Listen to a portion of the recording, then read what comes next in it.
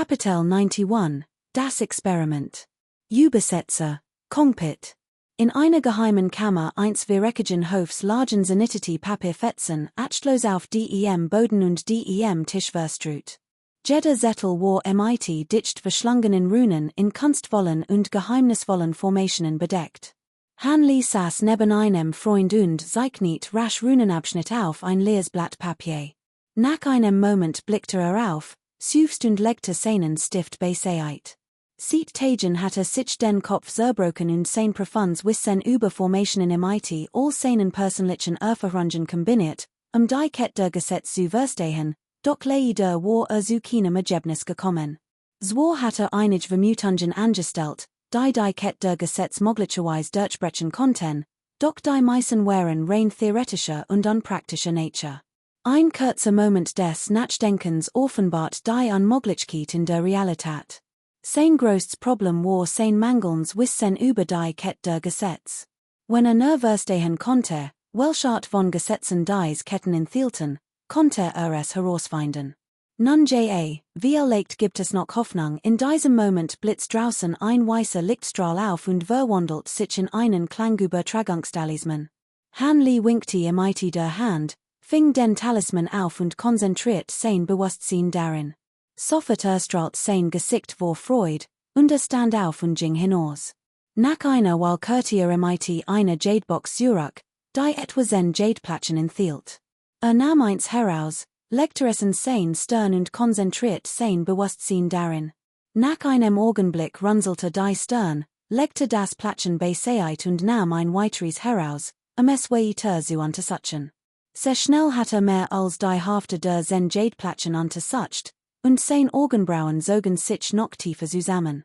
Diese Jadeplättchen enthielten allesamt Geheimtechniken zur Versiegelung der nazierenden Ziel. Obwohl sie viel ausgefeilter waren als zuvor, waren sie im Vergleich zum Gesetzeslotus immer noch nutzlos. Fürchtet, das Luofongs begrenzte Markt beim Sammeln dieser Dinge bereits an ihre Grenzen gestoßen war. Schließlich war sein vorheriger Auftrag an Luofong, danach zu suchen, nichts weiter als ein riskantes Unterfangen gewesen. Es scheint, als müsst ich nach einiger Zeit persönlich zur schwarzen Windinsel reisen, dachte und hielt sich weiterhin einen Jadestreifen an die Stirn. Ein kurzer Blick darauf ließ seinen Gesichtsausdruck ernst werden.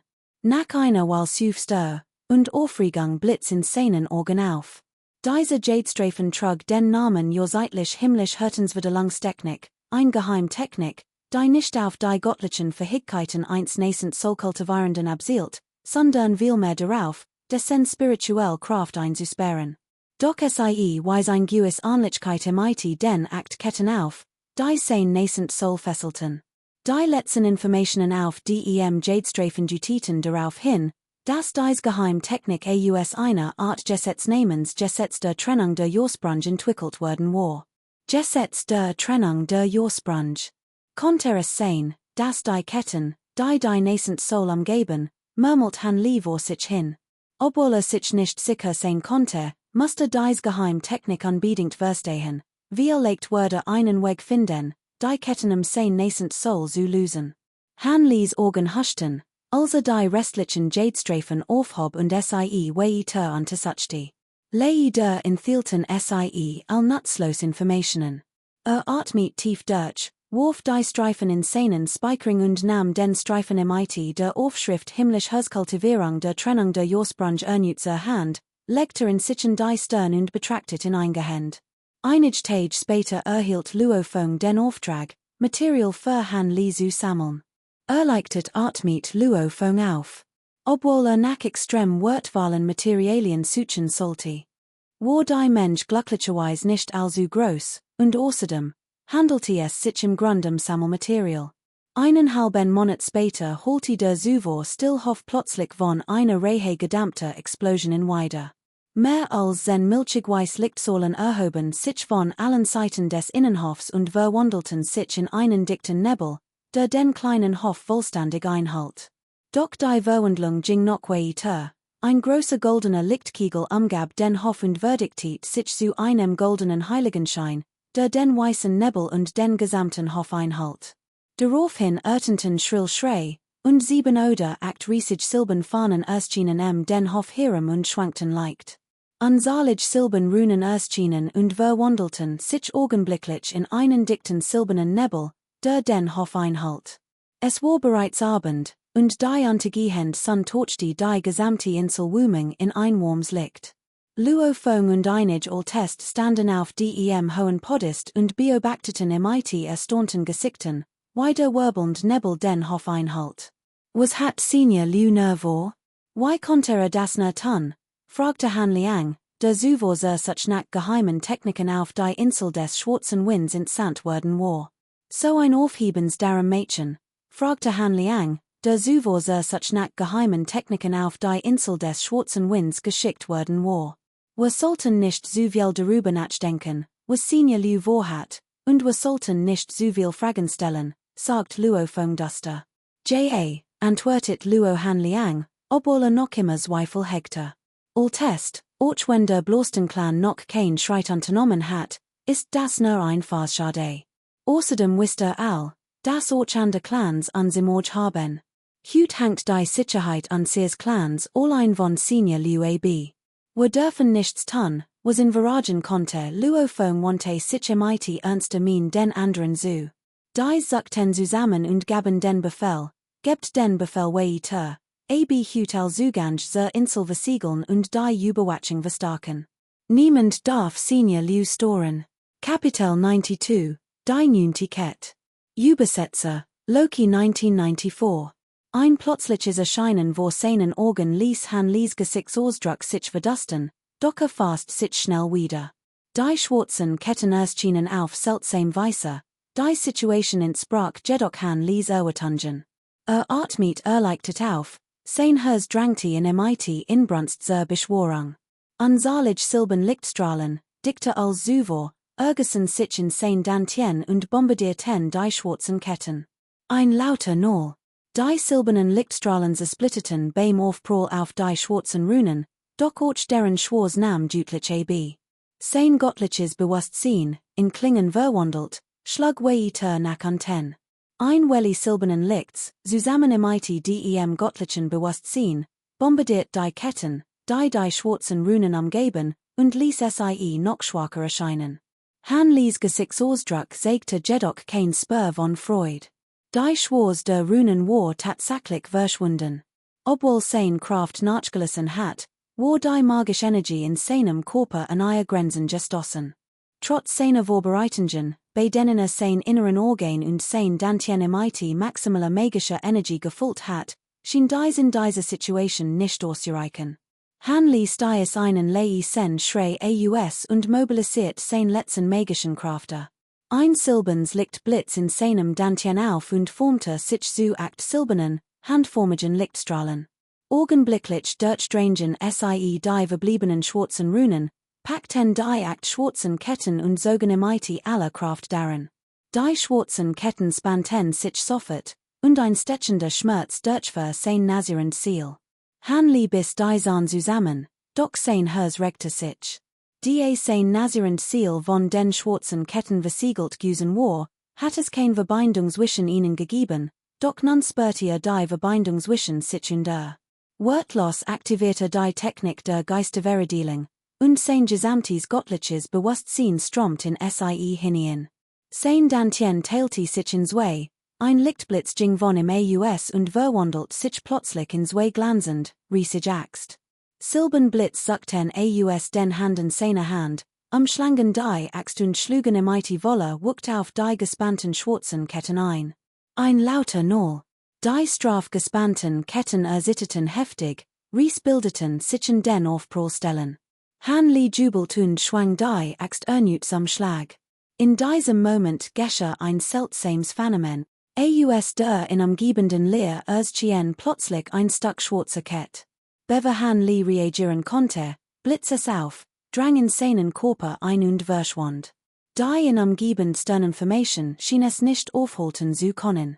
Nacken, die schwarzen Ketten umschlangen Han Lies aufkeimend Ziel, acht Ketten verschlangen sich. Nun schwarz Ketten erschienen.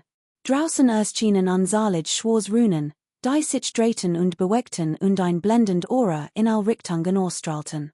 Die beiden silbernen Hand, die Ketten über ihnen hielten, wurden augenblicklich von blendendem Schwarzen Licht durchbohrt und aufgelost. Klirren. Die gleißend Axt traf die Ketten, die augenblicklich splitteten und sich in einem Lichtrigen auflossen. Selben sieht streckte in einer großen Halle tief in der Wust des unsterblichen Reichs ein Zombie ein Hand aus sein ganzer Körper war von blendendem Schwarzen Licht am Halt, unzählige Schwarz Runen tanzten und flackerten darin. Die Ketten in ihrem klirrten und nahten, als wurden sich unzählige Tentakel winden und schlugen auf den Boden und die Wände der Halle, wobei laut Explosionen entstanden. Der Zombie hob und senkte den Arm, das Schwarz liegt auf seinem Körper wirbelst rasch, und die wild umherwirbelnden Ketten beruhigten sich und fielen zu Boden. Siebte Brüder, aus Respekt vor dem Meisterstille Verhaltnis zwischen uns, den Meister. Word dir ein letztes Mal helfen, murmelt der Zombie vor sich hin und schloss dann augenblicklich die Augen. Im Hofstand Han Lee plötzlich auf. Sein blauen Augen blitzten auf, als sich umsah, sein Gesichtsausdruck war äußerst duster. Gleichzeitig entfesselte one Augen sein göttliches Bewusstsein und erfasst augenblicklich das Gebiet die Insel Wu Meng und das Meer über mehrere tausend Meilen, doch konnte nichts finden. Nach einer Weile setzte sich langsam hin, sein Gesichtsausdruck unsicher. Die schwarzen Ketten, die eben erst schienen waren zwei Fellows die überaus machtig göttlich Verhigkeit eins Soberes aus der Fern. Offenbar hat jemand sein nazierend Ziel versiegelt, und dessen Kultivierung war weitaus fortgeschrittener, als es sich vorgestellt hat. In diesem Moment durchfuhr Han Lee eine Idee, und mobilisiert hastig sein göttliches Bewusstsein. Ein leises Summen.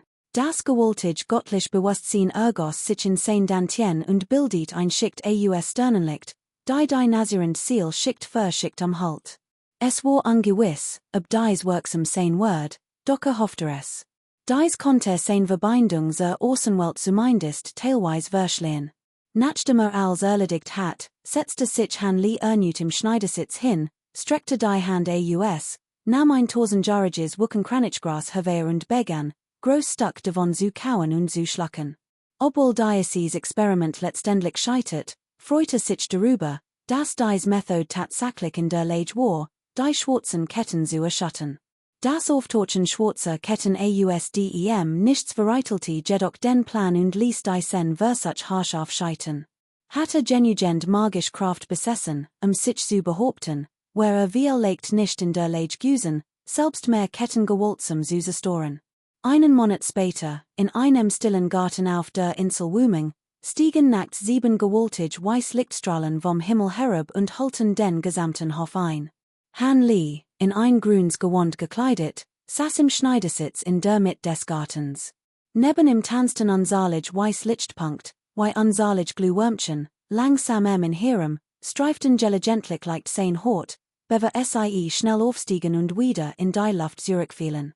Der Garten war in einen dünnen Schleier aus weißem Licht gehüllt, ein weißer Seidenschleier, der ein dichte, aber sanfte spirituelle Kraft ausstrahlt.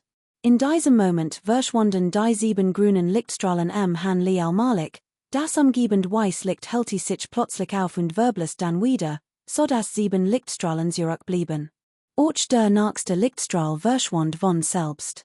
Langsam öffnete die Augen, legte den Kopf in den schimmernden Sternenhimmel und blickte im einem etwas hilflosen Ausdruck auf. Es reicht immer noch nicht, sagte er. Im letzten Monat hat viel Methoden ausprobiert, sein spirituell Kraft zu steigen, doch kein hat Work angesät. In den letzten Tagen hatte die Kultivierung der Sternenesprungstechnik des kleinen großen Wagens wieder aufgenommen, die Kraft der Ursprungstechnik der 5 Organe weiter zu verstärken. Obwohl sein spirituell Kraft noch immer beeinflusst war, waren die 7 großen Schöpfungen in seinem Körper längst vervollständigt, und konnte kein weitere spirituell Kraft mehr aufnehmen. Han Lee seufzt und blickte zu den 7 Sternen des großen Wagens im Himmel.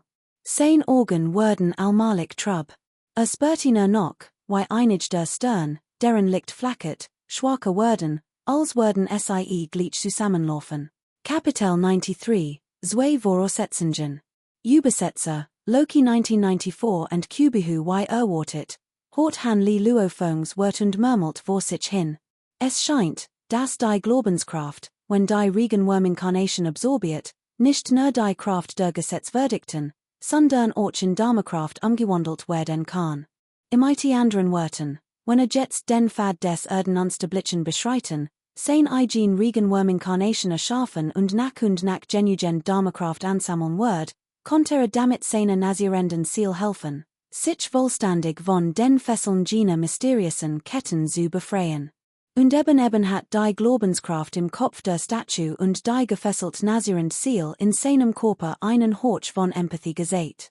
Es scheint, als konnte die Verfernung der Regenwurmincarnation, seine misslichen Lage zu entkommen, noch andere, unvorstellbare Auswirkungen haben.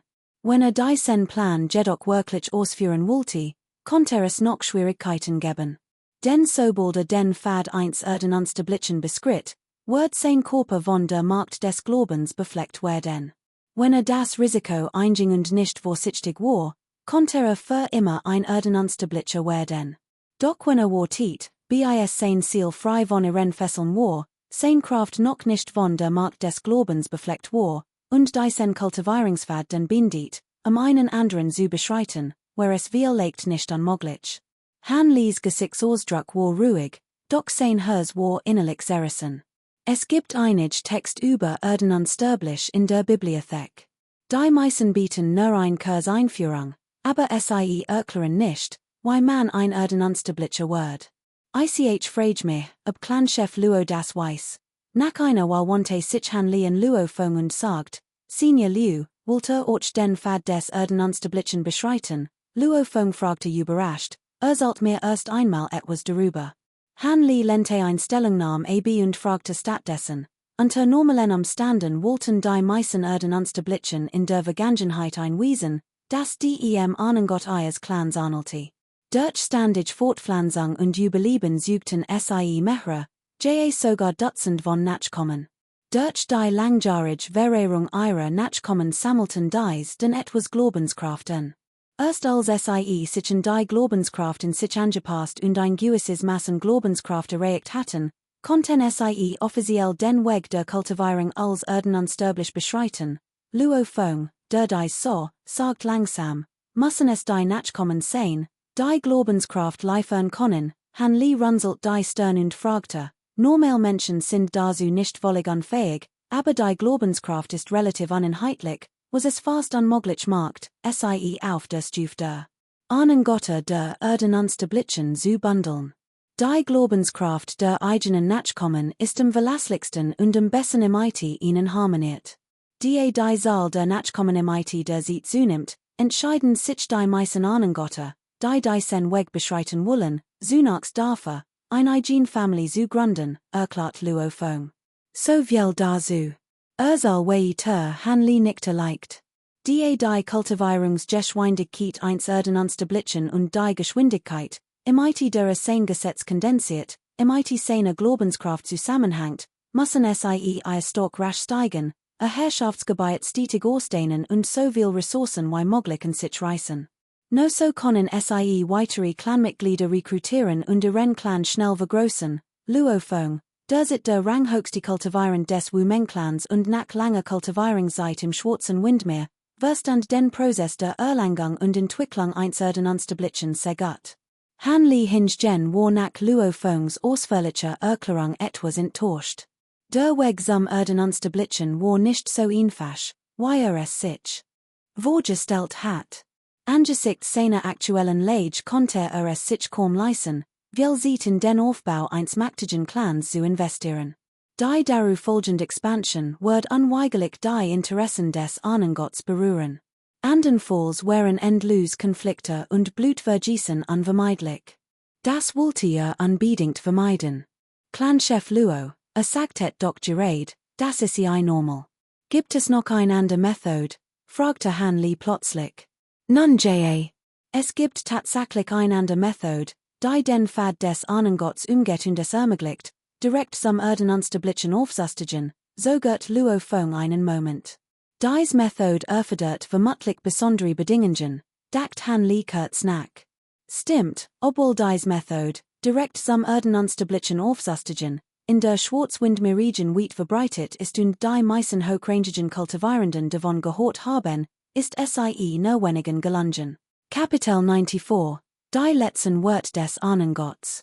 Übersetzer, Loki 1994 und Kubihu.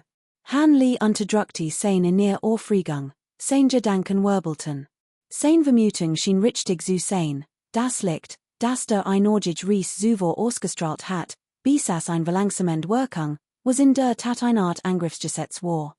Konnte jedoch nicht sicher sein, welche Art von Gesetz Diocese einzeln ausstrahlt. Nichtsdestotrotz hat dieser Ries hauptsächlich Techniken des Erdattributs eingesetzt und sogar eine Art göttliche Fähigkeit genutzt, die Schwerkraft auf sein Gegner zu erhöhen. Konnte es sein, dass Diocese sowohl als auch Schwerkraftgesetze enthielt? Wie legt, Han Lee schüttelte den Kopf, weiter darüber nachzudenken. Angesichts dessen, welches Gesetz es enthielt, musste nur wissen, dass es sich ein Material handelte, das Gesetzeskraft besaß. Han Lees Gedanken regten sich, und das Dunkelblau Auge war im Blitz auf und verschwand dann.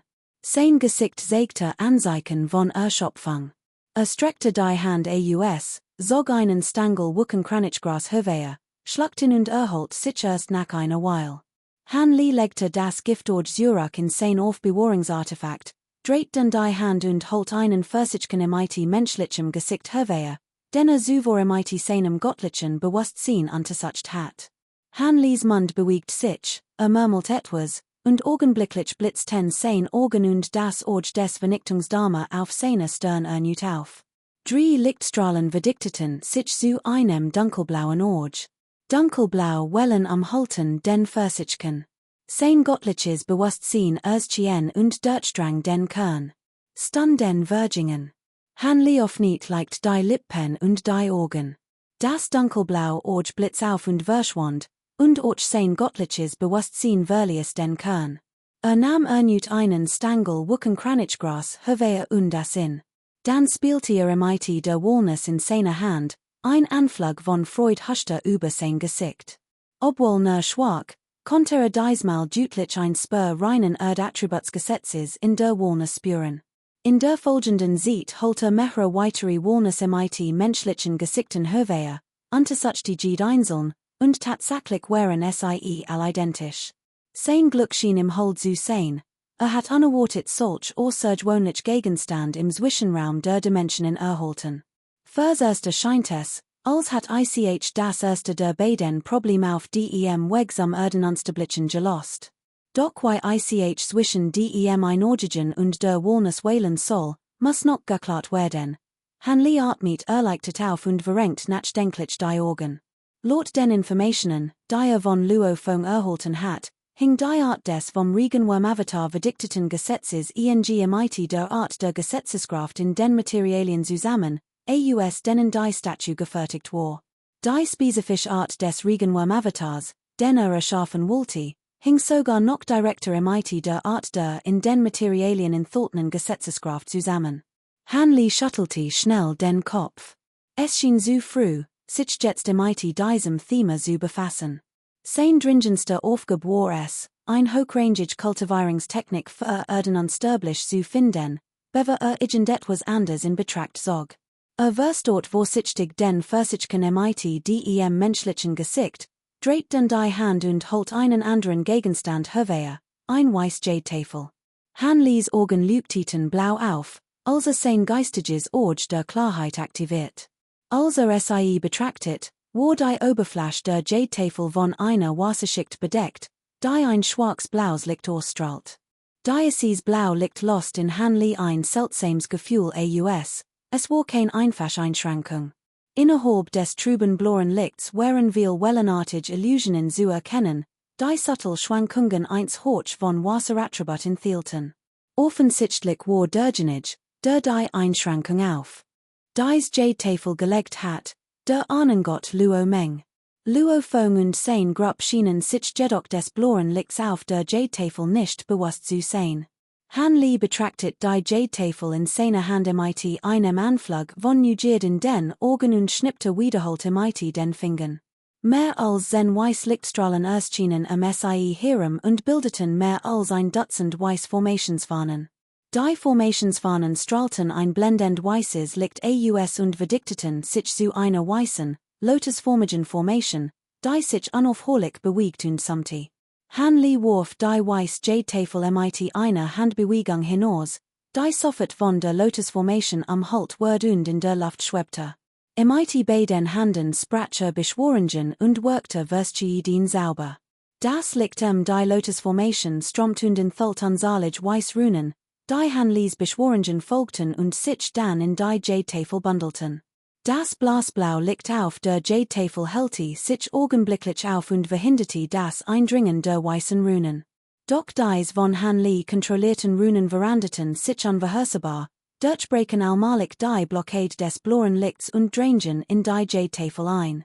Die außergewöhnlichen Beschränkungen der weißen Jade-Tafel ließen sich nicht ohne weiteres aufheben. Glücklicherweise besaß Hanley ein tiefes Verständnis der Formationsbeschränkungen, gepaart mit seinem mächtigen göttlichen Bewusstsein und der starken Seinsmenschen Geistorges, wodurch einige Hinweise kennen und die Eliminierung der Formation durchaus möglich machen konnte. Kapitel 95. Die klein Vase verliert ihre Kraft. Übersetzer, Loki 1994. Hanley legte den Jadestreifen nicht weg, sondern legte in neben Luo Mengs Leiche. Schließlich war dieser einst der Ahnengott der Insel Wu Meng gewesen. Obwohl in seiner bewusstehenden Prüfung gestorben war, hat ein Testament hinterlassen. Was die an der Angelegenheit betraf, die es im Clan kein Kultivierenden des großen Aufstiegs gab, hatte sie seinen Clanmitgliedern absichtlich verschwiegen, die Dinge hinauszusagen, doch letztendlich war der Erfolg gewiss. Im Testament stand jedoch, dass jedes Clanmitglied, das die Prüfung in Zukunft bestehen sollte, die von im hinterlassenen Materialien nutzen sollte, einen Regenwurm-Avatar zu erschaffen und so zum neuen Ahnengott der Insel Wu Meng zu werden, der die Clanmitglieder fortan beschützen wird. Obwohl der Großdau als unerbittlich gilt, ist die Kultivierung, die auf der Blutlinie der Nachkommen als Grundlage für den Glauben an den Ahnengott im Pfad der Unsterblichkeit beruht, etwas beschwerlicher als der gewöhnliche Pfad der Unsterblichkeit und birgt zudem ein gewisses Maß an Yang Hua Qi im menschlichen Körper. Deoist Luo Meng, auch wenn ich nicht der neue Ahnengott der Wu Meng Insel werden kann, wird ich, wenn es mir möglich ist, auf den Schutz deiner Clanmitglieder achten.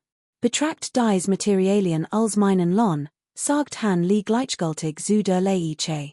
Dann wandte den Blick hob beiläufig einen der drei verbliebenen Jadestreifen vom Boden auf und legte in sich die Stirn. Einen Moment später erschien ein leichtes Lächeln auf seinen Lippen. Diese Jadestreifen enthielt die genaue Methode zur Verfernung des Erdwurm-Avatars. War nun sehr begierig darauf, mehr über diese Methode zu erfahren.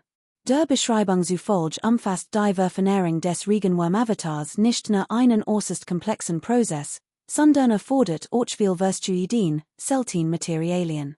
Das Wichtigste und unverzichtbarste davon war ein spirituelle Substanz namens Seeleni Eiblum. Ein seelenkondensierend Inkarnation zu erschaffen, benötigt man ein vollständig seelenkondensierend Blum, aus der die seelenkondensierend Flüssigkeit gewonnen wird.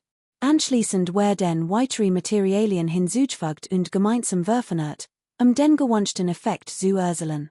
Je alter die Blum, desto besser die Verfeinerung und desto höher die Intelligenz der Inkarnation. Sie muss jedoch mindestens 10.000 Jahre alt sein, andernfalls ist ein Seelenkondensation unmöglich.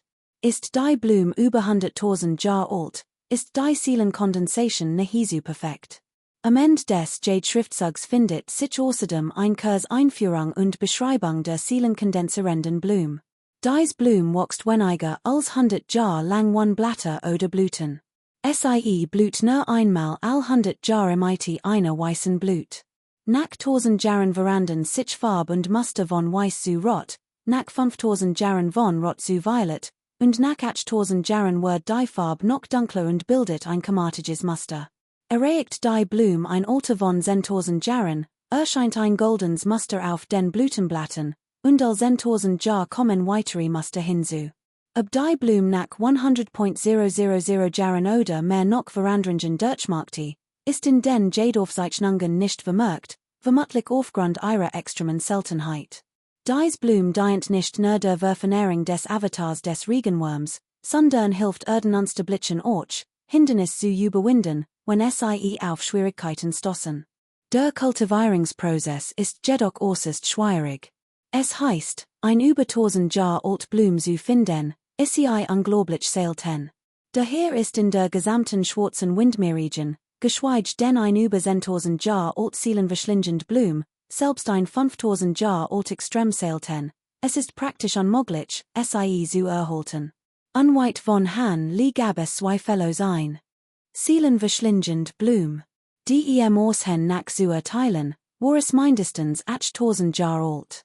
Wird es im schwarzen Windmeer verkauft, wird es ein Family von Unsterblichen MIT Sicherheit ruinieren. Han li dacht darüber nach und hob dann einen weiteren Jadestreifen auf. Der Inhalt des Streifens war recht ungewöhnlich. Die Formulierung war ungewöhnlich und barg eine sehr geheimnisvoll und tiefgründige Bedeutung. Zuerst fand in etwas unklar, doch nach kurzem Studium entdeckte zu seiner Freude, dass diese Jadestreifen die Methode zur Verfernering der Glaubenskraft enthielt. Beschrieb, wie man Glaubenskraft für sich selbst nutzt, wie man sie in magische Kraft umwandelt und wie man die Kraft der Gesetz konzentriert. Der Rest des Jadestreifens enthielt einige Erkenntnis Luomengs aus seinem täglichen Kultivierungsprozess sowie Erklärungen und Analysen zur Kultivierung der Ahnengotter. Han li überflog in der Flüchtig, wann in eingehend zu studieren, doch einige Inhalt des Jadestreifens erregten seine Aufmerksamkeit. Aufgrund der einzigartigen geografischen Lage der Schwarzwindmeerregion, deren riesige Meeresfläche die Landmasse bei weitem übertrifft, floss die Jordkraft von Himmel und Erde in wodurch das Wasserelement besonders häufig vorkam. Daher war es hier einfacher, das Wassergesetz zu kondensieren und zu kultivieren. Im Vergleich zur Kultivierung anderer Kraftgesetze und aufgrund des günstigen Wetters und der Lage wird die Nutzung des Wasserelements im Kampf gegen andere die Eigenkraft das Dreifache steigen. Genau deshalb ist es hier viel einfacher, Schriften der Unsterblichen zu finden, die Wassergesetze enthalten. Dies macht jedoch auch Ressourcen, die Wassergesetze enthalten, extrem knapp, sobald sie auftauchen, werden sie sofort heftig umkämpft. Han li versteht die drei Jadeplatschen und richtet seinen Blick auf seinen Speichering, den durchsucht. Tatsächlich enthielt der Speichering all Materialien zur Verfernering des Wasserelement Erdwurm Avatars, die in den Jadeplatschen erwähnt werden, einschließlich der Schädelstatue aus blauem Sternenstein, die zuvor gesehen hat. Han li nahm wörtlos den Inhalt des Speicherings und betrachtet die seelenverschlingend Blum in der Nähe. Nach kurzem Nachdenken trat einig Schritt vor und holt sein Himmelskontrollflash hervor. Normalerweise trug sie den Hals, doch nun nahm sie ab, öffnet die Flasche und goss vorsichtig einen Tropfen grüner Flüssigkeit heraus. Dies war die Mensch, die vor seinem Verlassen des Geisterreichs konzentriert hat. Seit die Region des schwarzen Windmeers betreten hat, war sein Geist darauf gerichtet gewesen, seinen Fesseln zu entkommen, weshalb die Flasche bis jetzt aufbewahrt hat. Mit dieser Flasche wird es ihm nun nicht schwerfallen, das Wachstum der Blum über 10.000 Jahre lang zu fordern. Wenn die Zeit es erlaubt, plant sogar, es 100.000 Jahre lang zu fordern. Anschließend durchsuchte den gesamten Wald und das Holzgebäude, fand aber nichts Besonderes und kehrte daher durch den Raumtunnel in die Geheimkammer zurück. In dem Moment, als aus dem Gang flog, vibriert und bebte dieser und sandte einen großen weißen Lichtstrahl aus, der sich rasch verkleinert und schließlich spurlos verschwand.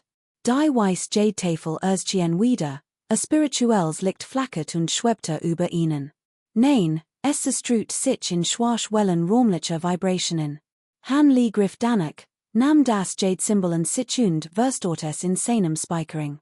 Dieses Jade-Symbol schien der Schlüssel zum geheimen Reich des Ahnengotts Luo Meng zu sein.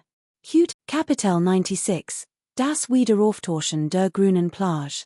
Übersetzer, Loki 1994 Lektor, Nila 32 Han li versteht die Kleinflasche mit dem himmelskontrollierenden Wasser und beschloss, weiterhin Jade nackt Mondlight zu absorbieren und dessen Verwandlung zu beobachten. Was die seelennahrend Blum betraf, Dieser Verfernering des Regenworm-Avatars benötigt Word, Muster einen anderen Weg finden. MIT die sen Gedanken dreht sich han Liam und Kurti in die Geheimkammer Zurück, wo vor dem Holztisch stehen blieb. Auf dem Tisch stand ein kleines J-Tablet, auf dem ein großer, kopfgroßer grüner Gegenstand lag, der Kopf des Regenworm-Avatars, der zuvor im verbatinen Bereich der Insel Wuming verrat worden war. Vor einigen Tagen, als Luo Feng aufsucht, hatte sich den Kopf ausgeliehen und in ein wenig untersucht. Nahm den Schädel aus dem J-Tablet, legte ihn auf den Boden und setzte sich dann im Schneidersitz auf das Kissen, worin vor sich hin murmelt. Ein Schicht grünen Lichts ging von seinem Körper aus, trennte sich von ihm und umhüllte den grünen Schädel, sodass dieser zu schweben begann. Mitten in der Luft bewegten sich Han Li's Hand unglaublich schnell, seine Haltung bizarr. Seine seltsamen Bewegungen ähnelten auf den ersten Blick den Himmelsanbetungsritualen unkultivierter Barbarenstamm, und murmelt tiefgründig, unverständlich Beschwörungen. Im Anschluss an seine Bewegungen erschien ein seltsames blaues Licht auf der Oberfläche des Schadels. Das Licht flackert unregelmäßig. Im Inneren drängen unsalig schwasch, undeutlich Geräusch wie Gesang hervor. Gelegentlich erschienen blau Lichtpunkt in der umgebenden Leer und liefen unaufhörlich im Schädel zusammen. Dies blauen Lichtpunkt waren die Glaubenskraft der Menschen von der ganzen Insel, konzentriert durch den Schädel, der sich in den Regenworm verwandelt hat. Ein unsichtbar Kraft breitet sich mit dem Flacken des blauen Lichts aus. In der Leer entstanden sichtbar Erschütterungen, selbst die Geheimkammer im Hof begann zu beben. Han Li's Gesichtsausdruck blieb unverändert, seine Beschwörungen wurden immer schneller. Das blaue Licht, das vom Schädel ausging, flackert einig mehr, bevor es sich langsam stabilisiert. Dies Kraft war wahrlich außergewöhnlich. Sie barg die Kraft des Glaubens, die sich über fast 100.000 Jahre Stück für Stück angesammelt hat. Leider war Luo Meng noch immer verloren und konnte die konzentrierte Kraft im Schädel des Erdworms nicht kontrollieren. Konnte sich nur auf die in der J-Tafel aufgezeichnete Methode verlassen, langsam studieren, experimentieren und die Kraft des Glaubens spüren, sich so ein wenig auf die Kultivierungsphase der Verwandlung seines Erdworms vorzubereiten. In diesem Moment veränderte sich Han Li's Gesichtsausdruck leicht. Schlug mit einer Hand in die Leer, und die schützende Aura, die Geheimkammer umgab, riss augenblicklich und gab einen weißen Talisman frei. Ergriff den Talisman, scannte ihn mit seinem göttlichen Bewusstsein und legte dann den grünen Schädel zurück auf das J-Tablet, bevor die Geheimkammer verließ. Vor dem Hof des Verreckigen Hofs stand Luo Feng respektvoll mit verschränkten Armen und wartet auf ihn. Clanchef Luo, bittet so dringend mein Audienz. Hatte etwa Neuigkeiten über ein hochrangige Kultivierungstechnik für Erden unsterblich, one auf die Entwort des anderen zu warten, fragte Han Li. Senior Liu's Vermutung ist richtig, es gibt tatsächlich Hinweise auf hochrangige Kultivierungstechniken der Erden unsterblichen. Gestern habe ich bei einem Treffen mit Bekannten zufällig etwas erfahren. Ich habe gehört, dass bei der nächsten Auction auf der Schwarzen Windinsel ein hochrangige Kultivierungstechnik der Erden unsterblichen angeboten wird, und bin deshalb sofort zurückgekehrt, euch darüber zu informieren. Luo Feng verbot sich respektvoll vor Han Li, sein Gesicht strahlte vor Freude. Clanchef Luo ist sehr gütig. Die nächste Auction findet erst in etwa 10 Jahren statt. In der Zwischenzeit möchte ich den Clanchef bitten, weiter Nachforschungen anzustellen. Gibt es neben Informationen über hochrangige Kultivierungstechniken der Erden unsterblichen auch Neuigkeiten über die seelenverschlingende Blume? Han Li's Herz regte sich leicht bei diesen Worten, und nickte. In Ordnung, Senior Liu, seien Sie unbesorgt. Ich werde mein Clanmitglieder sofort mit den Ermittlungen beauftragen. Luo Feng nickte sehr und wird schien im Begriff zu sein zu gehen. Clanchef Luo, warten Sie einen Moment, rief Han Li im plötzlich zu. Senior Liu, gibt es noch etwas? Luo Feng dreht sich leicht überrascht Nichts, nur, dass in den letzten Tagen so mich gesorgt hat, und ich wird daran denken. Han Li öffnet den Mund, etwas zu sagen, doch ein seltsames Funkeln erschien in seinen Augen, und hielt ihn. Senior Liu übertreibt, Das sind als Dinge, die were erledigen sollten Luofung freut sich und winkte schnell ab. Die beiden unterhielten sich noch kurz, dann ging Luofung augenblicklich. Hanley sah im Nack, dreht sich und Kurti in die Geheimkammer zurück. Eigentlich hat im von der Lage im Geheimen Reich und von Luomengs Leiche sollen wollen. Doch spürte, dass etwas nicht stimmte, und schwieg die Schalb. Dies Angelegenheit betraf viel Menschen, insbesondere die Existenz der seelenverschlingenden Blume, und wusste nicht, ob es zu weiteren Zwischenfallen kommen wird, wenn sie jetzt enthüllt. Würde es ihnen sagen, wenn die Zeit rief war. Einen halben Monat später, im Morgengrauen, stieg die leuchtend rot Sonne langsam am fernen Horizont empor. Warmen Strahlen durchbrachen die Nacht, kündigten den Morgen an und erleuchteten die Wellen des Meers. Die gesamte Insel Wuming war in einen warmen Schein gehüllt. Auf der Insel, an den Stellen, wo die Statuen von Luomeng standen, versammelten sich die Inselbewohner und Kultivierenden in großer Saal. Sie vollzogen dasselbe Ritual, das Gebet. Das Sonnenlicht fiel auf den Hof und erhellt in hell. In diesem Moment meditiert Han Li in der geheimen Kammer im kleinen Hof mit geschlossenen Augen und öffnet sie langsam. Ein Lichtblitz erschien in seinen Augen. Nach einer Phase des Studiums, verbunden mit den langjährigen Forschungen über den von Luomeng hinterlassenen Regenwurm, hatte einige Kenntnis über die Verdichtung und Transformation der Glaubenskraft gewonnen. Mit anderen Worten, wenn seinen eigenen Regenwurm-Avatar und ein gerenit hochstufig Kultivierungstechnik für Erden unsterblich besaß, kombinierte mit der Transformation der Glaubenskraft, die von den Bewohnern der Wumeng-Insel erhalten hat. Kapitel 97, Drei Ahnengotter. Übersetzer, Kubihu. Die Sonne ging im Westen unter. Im goldenen Zwielicht erstrahlt die Insel Wumeng in schimmendem Gold vor dem dunklen Meer. Zwischen den niedrigen Bergen und Walden lagen einige Einfachdorfer, deren Schornsteinen Rauchschwaden aufstiegen. Die Zahl der Schiff im Häfen nahm zu. Einige Kultivierend von Wumeng musterten die Umgebung und blickten zufrieden auf ein Haus. Die Großschlacht vor über einem halben Jahr hat die Familie Luo beinahe ausgelöscht, doch dank des Schutzes ihres ahnen Patriarchen hatten sie friedlich überlebt. Heute hegten sie kein weiteren großen Hoffnungen, sondern wollten nur in Ruhe hier kultivieren und die Stellung ihrer Vorfahren auf diesem Land bewähren. Oh, sagt der Anführer der Kultivierenden und blickte zum fernen Meer. Was ist los? Auch die anderen blieben abrupt stehen. Noch bevor die Wort beendet waren, sahen sie, wie sich das Meer in der Fern auftürmt und ein mehrere Dutzend Meter hoch Welle, begleitet von einem tosenden Wind, auf die Insel Wumeng rollte. Nicht nur das Meer vor ihnen, sondern das gesamte Meer in ihrem Sichtfeld wog die gewaltigen Wellen, die sich Wolle wucht hörten. Daraufhin erbebte der Boden ringsum und ein tiefes Grollen ertönte. Ihr Gesichtsausdruck veränderten sich schlagartig. Der Anführer zog blitzschnell einen kreisförmigen, in sich geschlossenen Gegenstand höher, und mit einem Ruck schoss ein heller Lichtstrahl in den Himmel.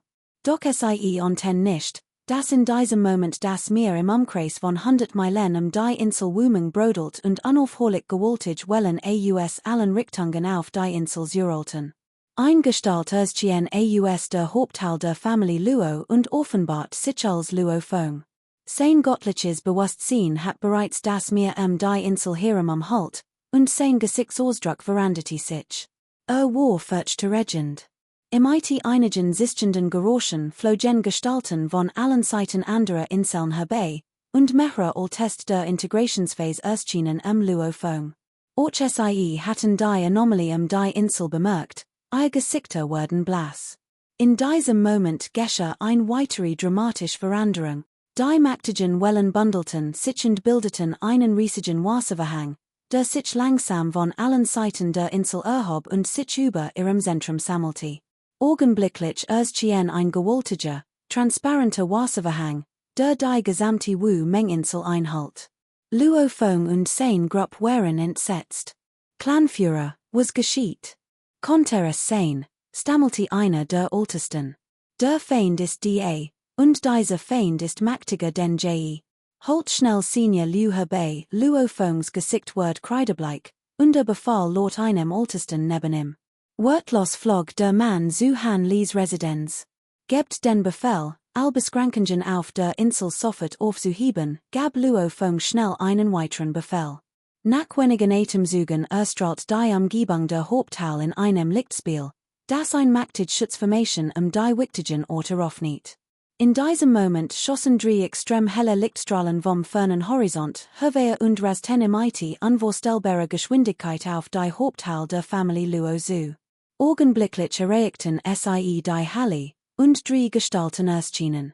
Der Anführer war ein stammiger Mann in weißer Rüstung im IT Kunstvollen Musten. Sein Gesicht war größtenteils von einer Maske verhüllt, die nur sein Gesichtszug und zwei Gebogen Exon freigab und ein grimmig Aura ausstrahlt. Neben ihm stand ein alter Mann in schwarzen Gewanden im IT leicht dunkler Haut und einem schwachen, schimmernden blauen Leuchten in den Augen. Die dritte war eine Frau in blauen Gewanden, die etwa 40 Jahre alt zu sein schien. Sie wirkte sanftmütig, hat aber ein leicht spitze Nase, ansonsten war sie schlank und etwas gebüht. Seltsamerweise hatten all drei einen etwas ausdruckslosen Gesichtsausdruck, die jeglich Lebendigkeit fehlte. Als wären sie drei kunstvoll gefertigte humanoid Puppen. Rief Luo Feng durch den Wasserschirm und erblickt die drei. Sein Gesicht ward kreidebleich, und sein Körper zitterte heftig, als wäre einem Geist begegnet. Auch die anderen Ältesten und einige Altäre kultivierend reagierten erschrocken und ängstlich. Die meisten jüngeren Kultivierenden der Familie Luo erkannten die drei nicht, doch die Blicke des Clanführers und der Ältesten ließen sie ahnen, dass dies drei ein bedeutende Rolle spielten. Auch sie wirkten unsicher und beunruhigt. Ahnengott Lung Chiu. Ahnengott Lu Kuan. Ahnengott Hu Jiu suefst Luo Feng und sprach langsam, als wolle sein Angst vertrieben. Die Gesichter der jungen Kultivierenden der Familie Luo wurden kreidebleich.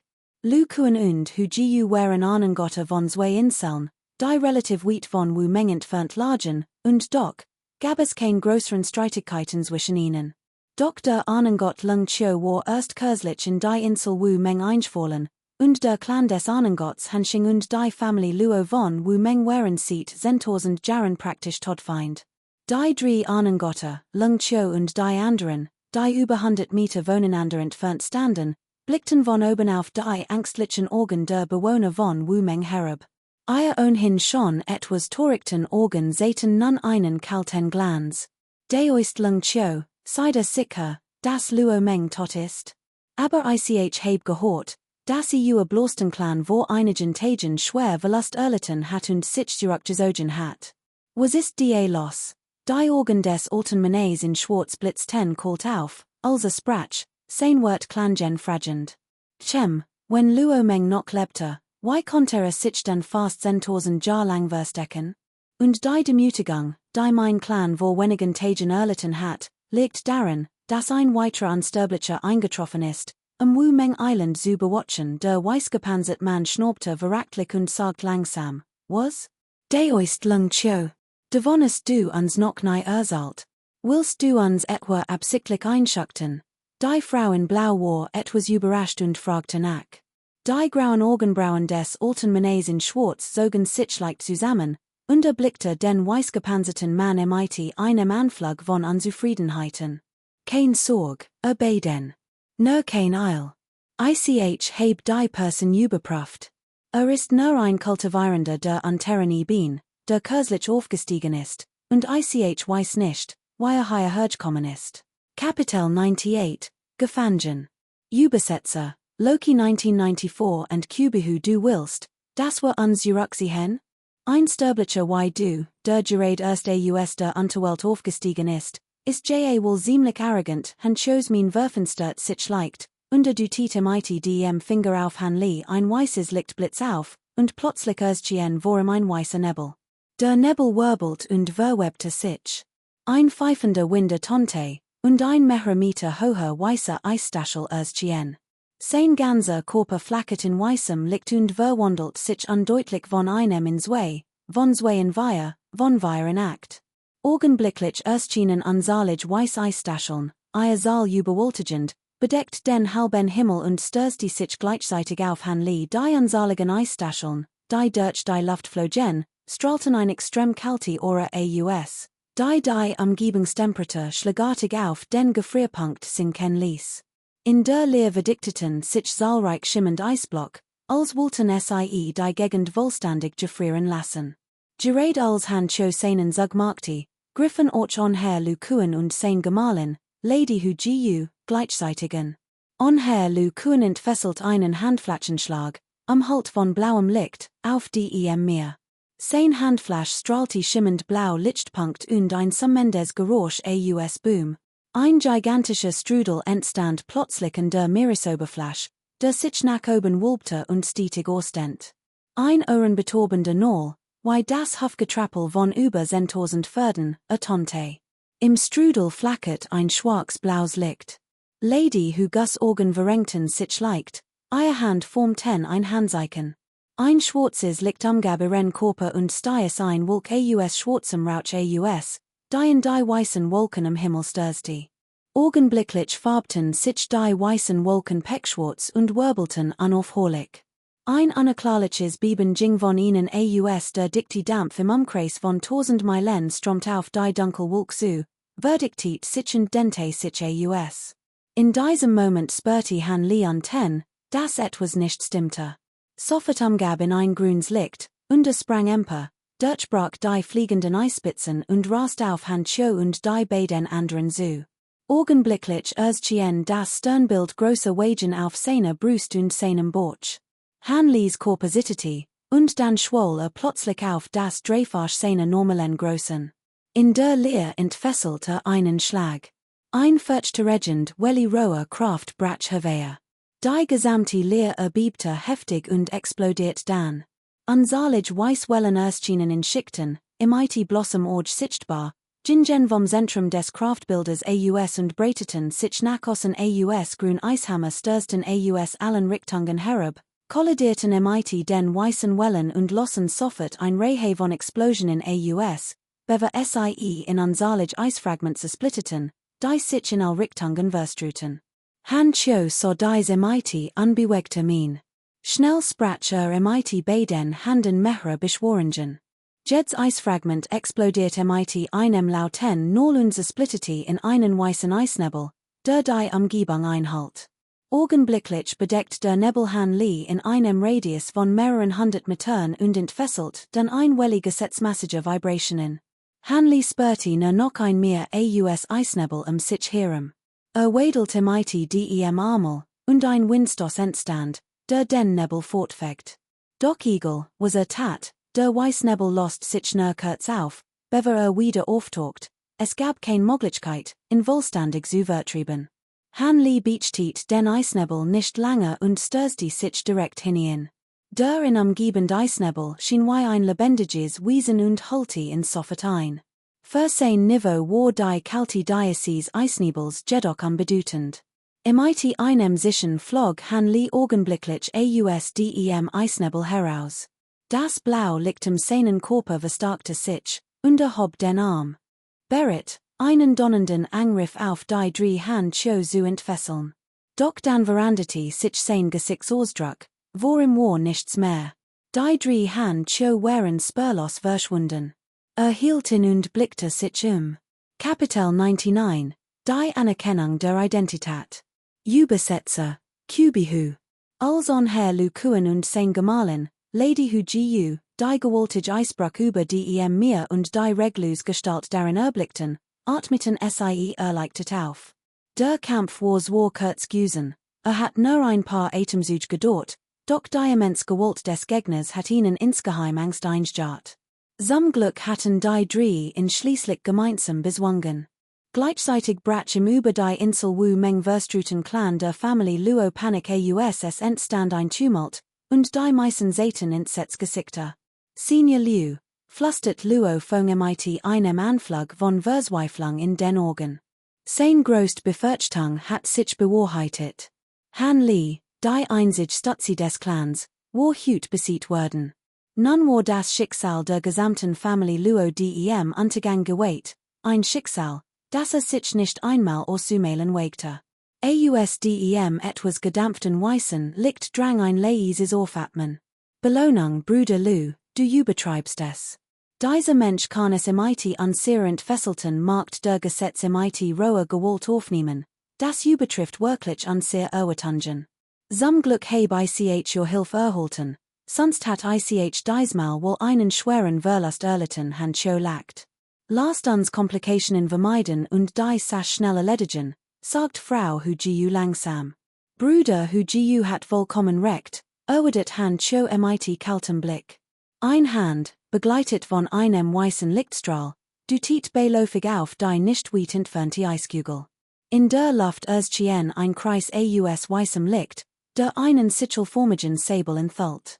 Sein Oberfläche war mit einem weißen Drachenrelief versiert, und sein ganzer Körper schimmert im Sternenlicht.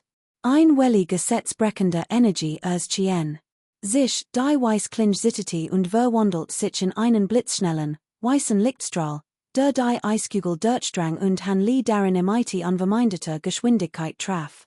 In diesem Moment bot sich ein unglaubliches Schauspiel. Han Lee, der zuvor regungslos in der Eiskugel verharrt hat, zuckte plötzlich legte mit den Augen. Dann erstrahlt sein Körper von Kopf bis Fuß in unsaligen goldenen Lichtstrahlen.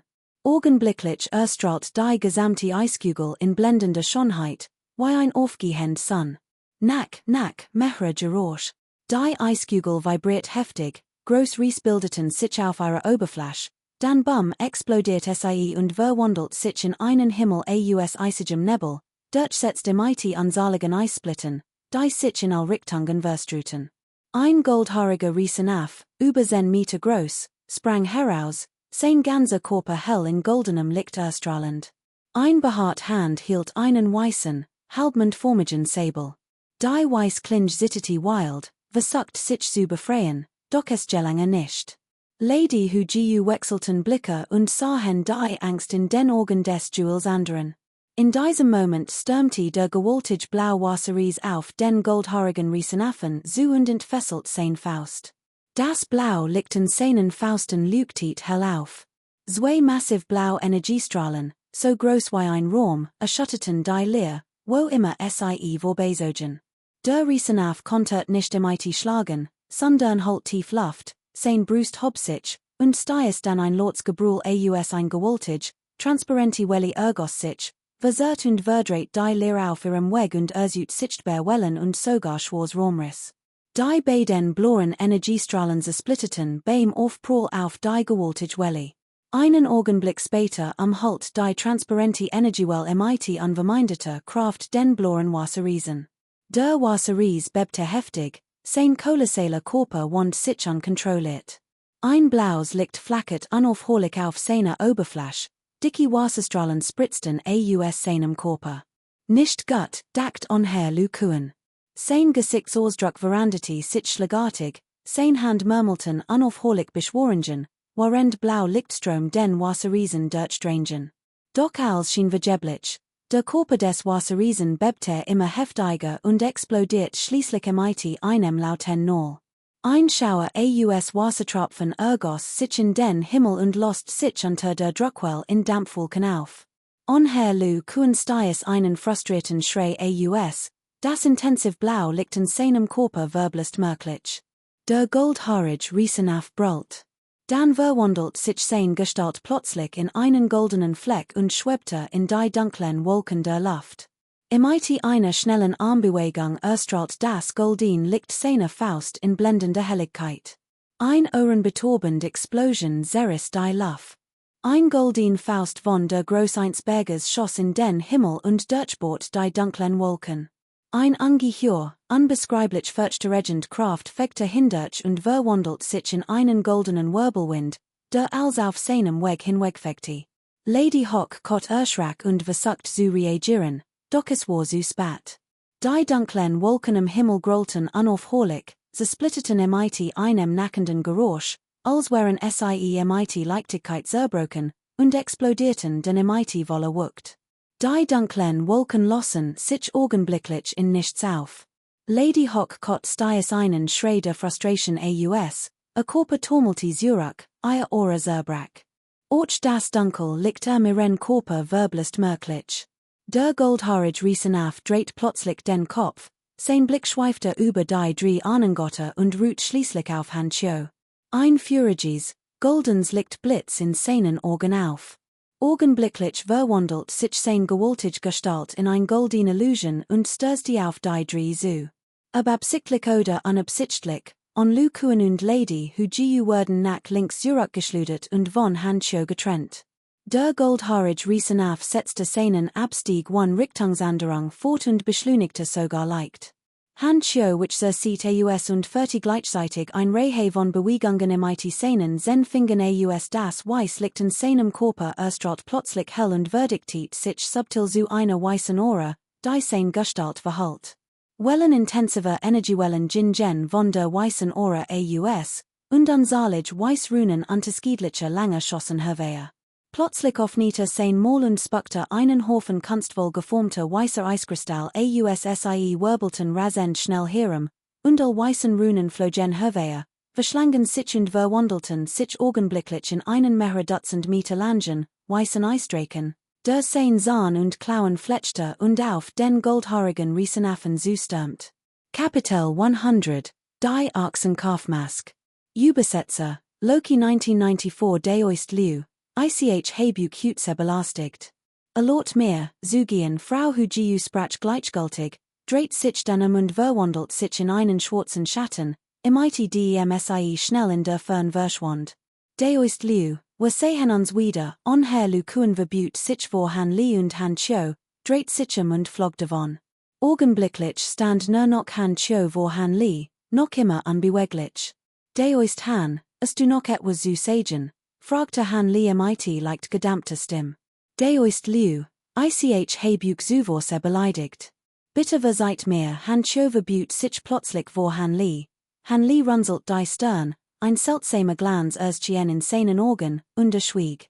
Hat recht, Deoist, ich möchte tatsächlich etwas juk besprechen. Han Cho zögert einen Moment, bevor sagt, Bruder Han, bitte spreche fen. Han Li antwortet ruhig, soweit ich weiß, hat Bruder Luo Meng damals zufällig ein seelenverschlingend Blume erhalten. Hut ist wie legt in Bruder Lius Besitz gelangt.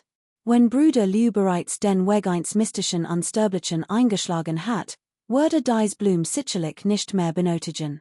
Konnte Bruder Liu mir wie legt geben? Was den Preis angeht, braucht sich Bruder Liu kein Sorgen zu machen. Wird dich sicher nicht enttäuschen. Han Chos Gesicht zeigte einen Hoffnungsschimmer, als sprach. Es tat mir außerordentlich leid, aber ich konnte dies Blum auf dieser Insel nicht finden und habe Bruder Han damit enttäuscht. Erwidert Han Li seiner gewohnten Gelassenheit. Han Chos lächeln start, sein Augen verdunkelten sich leicht. Haha, nun gut. Dan verabschied ich mir Han Cho kichert, nickte Han Li leicht zu, verwandelt sich in einen weiß-rosafarbenen Blitz und flog davon, bis am Horizont verschwand. Han Li sah Han Cho nach, dreht sich dann und flog in Richtung Wu Meng Insel. Der Wasserschleier, der die Insel umgab, war spurlos verschwunden. Die Meeresoberfläche war 100 Kilometer weit spiegelglatt, als wäre nichts geschehen.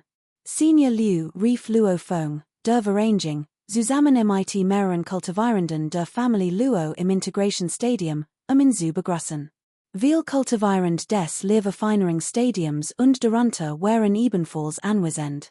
Wir haben heute das Glück, Senior Liu bei uns zu haben, andernfalls wär unsere Familie Luo ausgelöscht worden. Luo Fongs Gesichtsausdruck war ernst, als Han Li respektvoll ansprach und sich tief verbot. Vielen Dank für Ihr Großfreundlichkeit, Senior Liu erwiderten die anderen Mitglieder der Familie Luo und verbugten sich ebenfalls ehrerbietig vor Han Li, Clanchef Luo, seid zu gütig. Ich habe versprochen, die Insel Wu Meng zu beschützen und gegen unsere Feinde zu kämpfen, daher wird ich mein Wort natürlich nicht brechen. Han Lis Augen blitzten auf, dann sagte gleichgültig, es scheint, als hatten die Leute hier Eier Anried gindet. Luo Fong hat ihnen wohl bereits meine Identität offenbart. Gut so. Schließlich konnte dies Angelegenheit nicht mehr lange geheim bleiben. Ich kann diesen Clanmitgliedern unmöglich Schutz gewähren. Luo Fong und die anderen wollten im weiter danken, doch Han Li, der nach der großen Schlacht Ruhe brocht, Verlius augenblicklich den Hof und Kurti schnell Zurück. Einige Monate später, neben dem Holzhaus im Geheimen Reich, stand Han Li, in ein grüns gewohnt Gehalt, neben der seelenverschlingenden Blume, streichelte sie sanft und bewundert sie.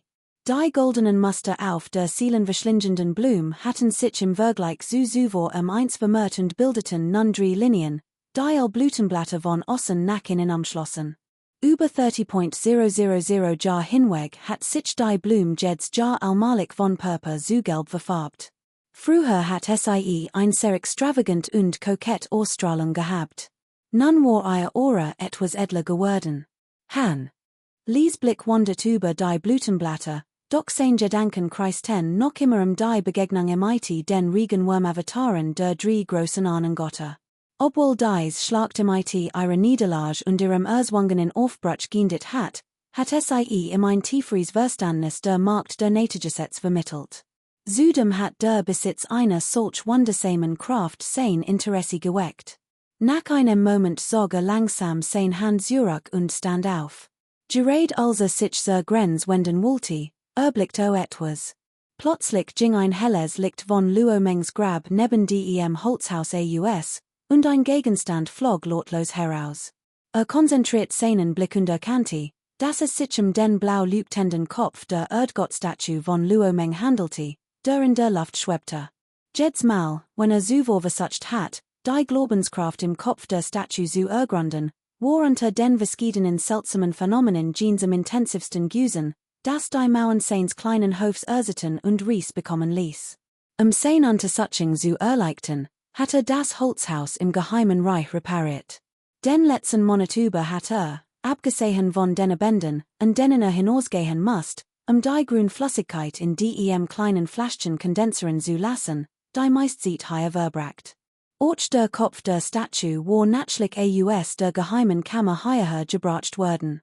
Bisher war solange nicht die auf dem Jadzettel aufgezeichnete Methode zur Erforschung der Glaubenskraft im Kopf befolgt, regungslos wie ein lebloser Gegenstand geblieben.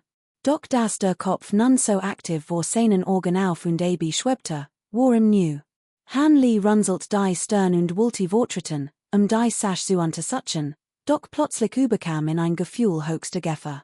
Instinktiv sprang zurück. Ein lauter Knall. Ein grüner Lichtblitz explodiert in der Luft, und ein gewaltig Energiewell breitet sich augenblicklich in all Richtungen aus. Han Li blickte zur Explosionstelle, die sich unweit der großen violetten Blume befand, und dacht, nicht gut, blitzschnell bewegte sich auf den Seelenblume zu. Mit ausgestreckten Armen umgab in magisch Kraft. Ein blauer Lichtschirm erschien vor ihm und blockiert die Energiewellen. Boom. Boom. Kapitel 101, Vergänglichkeit. Übersetzer, Kubihu. Deoist, bitter ist ei nicht zornig. Was die Sache betrifft, die du vorhin erwähntest. Ich selbst weiß nicht genau, was geschehen ist. Ich erinnere mich nur, dass mein schweren Verletzungen wieder auftreten. Ich einen letzten Wunsch äußert und kurz darauf das Bewusstsein will. Dann, bis vor wenigen Tagen mein spirituelles Bewusstsein plötzlich erwacht und ich erkannte, dass ich unerwartet gestorben war und mir in einen Horch von Geist verwandelt hat, der sich in dies seelenverschlingend Blume klammert. Der Geist von Luomeng zitterte leicht angesichts von Han Lis Fragen, seufzt dann aber und sagt, du bist vor wenigen Tagen wieder zu Bewusstsein gekommen, warum hast du dich nicht gesät? Warum wolltest du dich heimlich in der seelenverschlingenden Blume verstecken? Han Lis Gesichtsausdruck blieb unverändert, also fragte, das. Erstens liegt es daran, dass mein Aura tatsächlich etwas geschwächt ist. Obwohl es ohnehin nicht lange anhalten wird, sobald ich die seelenverschlingend Blume verlasse, kann sich sofort auflösen. Zweitens liegt es daran, dass ich der Anwesenheit von Gefahr etwas misstrau der Geist von Luomeng sogert kurz, bevor sprach. Erkennt mich. Han Lis Augenbrauen zogen sich leicht zusammen. Eigentlich will ich nicht lügen, Gefahrt. Ich bin von selbst erwacht, und während mein Clanmitglieder beteten und besucht hatten, konnte ich ein schwache Verbindung zur verbliebenen Statue auf der Insel herstellen und von einigen jüngsten Ereignissen erfahren. Daher weiß ich auch ein wenig über ihren Schutz von Wu Meng Island vorhin, der Geist von Luo Meng hielt einen Moment in und antwortet dann so. Han Lees Organ starten die Schwars Gestalt vor im Kalten, one ein Wort zu sagen, sein Gedanken ras ten. Angesichts all der Anzeichen schien die Ossage des anderen Wall der Wahrheit zu entsprechen. Mehr als die Hälfte seiner Ora war bereits verschwunden. Ein kleiner Teil seiner ursprünglichen Seelenessenz war aus unbekannten Gründen von der seelensammelnden Blume absorbiert worden und hat sich mighty erwärmischt, sodass es nicht mehr bemerkt. Nachdem die Blume hut auf ein bestimmtes Niveau gebracht hat, war Fähigkeit, Seelen zu sammeln, verstärkt worden, wodurch sich die Ora des Gegners erneut zu diesem Horch von jen Ziel verdiktet. Obwohl sie selbst vorübergehend verstärkt hat, wird dies Wirkung, die im bruchstückhaften Gerede des Gegners nach zu erteilen, wohl nicht mehr lange anhalten. Als Han Lee schwieg, sagt die Jinsil Luo Meng etwas verlegen, eigentlich wollte ich tauschen, ihr Prüfung zu bestehen, aber es war unvermeidlich. Ich hoff, nehmt es mir nicht übel. Ich weiß auch, dass deoist Lu den Weg zum Erden Unsterblichkeit schnellstmöglich beschreiten will. Ich wage es nicht, auf your Hilfe bei der Wiederherstellung meiner wahren Gestalt zu hoffen. Solange mir versprecht, mein Clanmitglieder auch in Zukunft zu beschützen, bin ich bereit, als wahrheitsgemäß zu erzählen, was wollte wissen, deoist? Fragte Han Lee es noch einmal zu sagen, als ich auf der Insel Wuming ankam, wird mir ein Gefallen von der Familie Luo gewährt. Wenn es mir möglich ist, wird ich die Familie Luo ein wenig beschützen, sagt Han Lee langsam. Luo, glaub, dass deoist Lu ein integrer Mann ist. Wenn Zweifel hat, fragt ruhig, wird sicherlich nichts verraten, was ich nicht weiß. Der Geist von Luo Meng nickte und sagt, zuerst sollten wir kurz über die Mask sprechen, die eben die Watchung Allianz erwähnt hat. Was genau ist die los? Han Lee warf einen Blick auf die noch immer in der Luft schwebende Stierkopfmask und fragte, dies Watchung Allianz? Why soll ich sagen? Es ist ein äußerst mysteriöse Organisation. Ich kenn die Details nicht genau, die ich zufällig beigetreten bin. Mein spatroner Folge verdank ich jedoch. Der Beischu-Allianz, der Geist von Luo Meng zögert einen Moment, bevor antwortet, bitte klärt mich auf. Han Lees regte sich leicht, fragte mit einem Anflug von Zweifel. Ich war ursprünglich nur von durchschnittlichem Talent, obwohl ich einig glücklich Begegnungen hat und danach strebte, die Integrationsstufe zu erreichen. Doch sie steckte ich fest, kam nicht weiter und hat die Hoffnung auf den großen Weg verloren. Später erhielt ich mit Hilfe der Watchung Allianz verschiedene Kultivierungsressen und Anleitungen zu Kultivierungstechniken, und von denen schien ich etwas verstanden zu haben. Mein Kultivierung steigert sich plötzlich dramatisch, und ich erreicht die Stufe des großen Aufstiegs mit einem Schlag. Schließlich bestand ich die Prüfung und erlangt die Unsterblichkeit. Nach unsaligen Jahrtausenden mussamer Kultivierung, in der Erkenntnis, dass es aussichtslos war, die Mark der Naturgesetz zu verstehen, nahm ich die Hilfe der Allianz und beschritt fortan den Pfad des Erden Unsterblichkeit. Die Watchung Allianz hat die sehr geholfen, aber es muss doch Bedingungen geben, nicht wahr? Han Lee schien in Gedanken versunken, nickte dann leicht und fragte, das ist natürlich so. Nachdem ich unsterblich geworden war, diente ich gemäß der Vereinbarung der Watchung Allianz 10.000 von Jahren unentgeltlich, die Zuvor für mein Kultivierung aufgewendeten Mittel zu zahlen. Erst dann konnte ich mein Freiheit wiedererlangen. Jedoch meinen Mitgliedsstatus zu behalten, blieb ich später wie zuvor in der Allianz. Der Geist von Luo Meng suffst leise und fuhr fort, konnte es sein, dass die Fortgesetzmitgliedschaft in dieser Allianz nach meiner Unsterblichkeit noch an der Großvorteile mit sich bringt? Han Lee runzelt die Stirn. Daoistin Liu hat recht. Dies Watchung Allianz ist geheimnisvoll und mächtig, weit jenseits dessen, was sich gewöhnlich Menschen vorstellen können. Außerdem gilt in der Allianz das Prinzip, dass jeder unabhängig vom Status als, was wert, eintauschen kann. Als ich damals schon verletzt wurde, wollte ich meinen Regen Worm Avatar verwandeln, und durch dies Allianz konnte ich ein weitere Seelenfresserblume erhalten, der Geist von Luo Meng sprach langsam.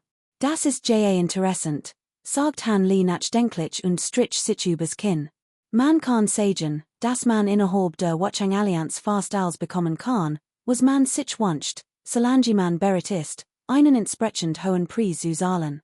Man kann sogar mächtige Experten hinzuziehen, Feinde auszuschalten, der Geist von Luo Meng schien sich in viel vergangene Ereignis zu erinnern, und sein Stimmklang etwas aufgeregt. Kapitel 102, Vers Petit Ankunft. Übersetzer, Kubihu wenn das so ist, dann stimmt es ziemlich genau. Tatsächlich erkennen die Mitglieder der Allianz der Unbeständigkeit nur die Mask, nicht die Person. Selbst wenn sie wissen, dass sich die Person unter der Mask verändert hat, solange die Mask nicht zerstört ist, wird die Allianz sie weiterhin akzeptieren. Außerdem, die Allianz ihren Mitgliedern strengstens verbietet, die Identität der anderen preiszugeben, ist es noch schwieriger, einen Identitätswechsel aufzudecken. Luo Mengs Geist lacht, doch sein wird Klangen abgehackt und Varieten einen Horch von Schwarz. Dann entwickeln langsam ein winziger Horch schwarzen Nebels von der Schulter, wie ein Grashalm, der sich in der Luft weht. Der ist Liu, dies Restziel von mir, kann nicht lange durchhalten. Wenn noch Fragen hat, stellt schnell, die Schwarzgestalt wandte den Kopf, blickte auf den schwarzen Nebel auf ihre Schulter und sagte mit einem bitteren Lächeln. Kaum hat ausgeredet, stieg noch ein Horch schwarzen Nebels aus weit auf. Ich heb nichts mehr zu fragen. Sollten noch eine Fultwunsch haben, sprechen sie bitte aus wenn ich dazu in der Lage bin, wird ich nicht erblennen. Han Li blickte den Jingeist Luo Mengen und schüttelte den Kopf. Dieser legte den Kopf in den Nacken, blickte zum Himmel auf und murmelt, meinen vorherigen Wunsch, wenn du ihn erfüllen kannst. Ich wage es nicht, es gibt noch andere, weit entfernte Hoffnungen. Wenn mein Luo-Clan in Zukunft wieder zu Wohlstand gelangt, dann gennet dieser Wunsch, während sein Stimm allmalig verstummt, wand sich sein Gestalt und lost sich in schwarz Nebelschwaden auf, die in der Luft wirbelten und schließlich vollständig in Himmel und Erde verschwanden. Han Li start Gedanken verloren in die Leer, in der Jingeist Luo Meng verschwunden war. Diocese Erbi seiner Blutlinie war tief in ihm verwurselt und ließ ihn ersitten. Nach einem halben Tag fasste sich endlich wieder und riss die Stierkopfmaske mit einem Griff aus der Fernzurück. Diesmal zerfiel die Mask nicht, sondern es fiel ihm in die Hand. Han Li's Blick verrenkt sich, betrachtet die seltsamen Muster auf der Mask und versank erneut in tiefes Nachdenken. Mehr als einen halben Monat später. In einem Meeresgebiet, unzählige Kilometer von der Insel Wuming entfernt, bedeckten bleigrau, dunkel Wolken den gesamten Himmel. Auf der Meeresoberfläche tobte ein Sturm mit turmhohen Wellen. Ein blaues Licht, wie ein extrem scharfes Schwert, durchdrang die Wellen, spaltet sie und schludert unzählige Silben, perlenartig Wellen eines all. Im Inneren des blauen Lichts stand ein großer Mann in einem blauen Gewand, dessen Gesicht von einer dunkelblauen Mask verhüllt war. Zwei durchdringende Augen, die durch die locker in der Mask zu sehen waren, strahlten ein helles Licht aus. Dieser Mann war niemand anders als Han Li, der Luo Meng auf der Reise zur Insel Haidong ersetzt hat. Dutzend Kilometer entfernt trieb ein Kreisrundinsel mit einem Durchmesser von kaum mehr als einer Meile. Aus der Fern ähnelte einem grünen Lotusblatt, das sanft in den Wellen wiegte. Dies war genau das Ziel seiner Reise.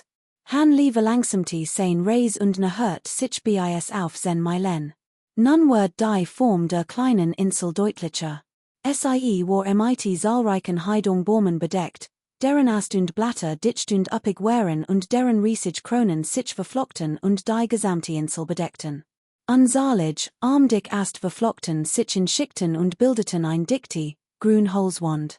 Wo die Ast dicht standen, sprossen unzählige lange, dun Wurzeln, die sich teils in den Schlammgruben, teils bis zum Meer hinabhingen und ein Gewirr bildeten, das auf den ersten Blicken den Bart eines 80-jährigen Mannes erinnert. Han Li flog vor die Insel Haidong, schwebte und blickte hinein. Sonne graulich-weiß Vogelkartspuren auf dem Boden und keinen einzigen Seevogel im Wald. Abgesehen vom Rauschen der Meeresbreis in den Zweiten hatte kein anderen Geräusch von Ossen. Die gesamte kleine Insel schien ungewöhnlich still. Die drang plötzlich ein leicht eiskalt Stimmen Hanlis Ohren.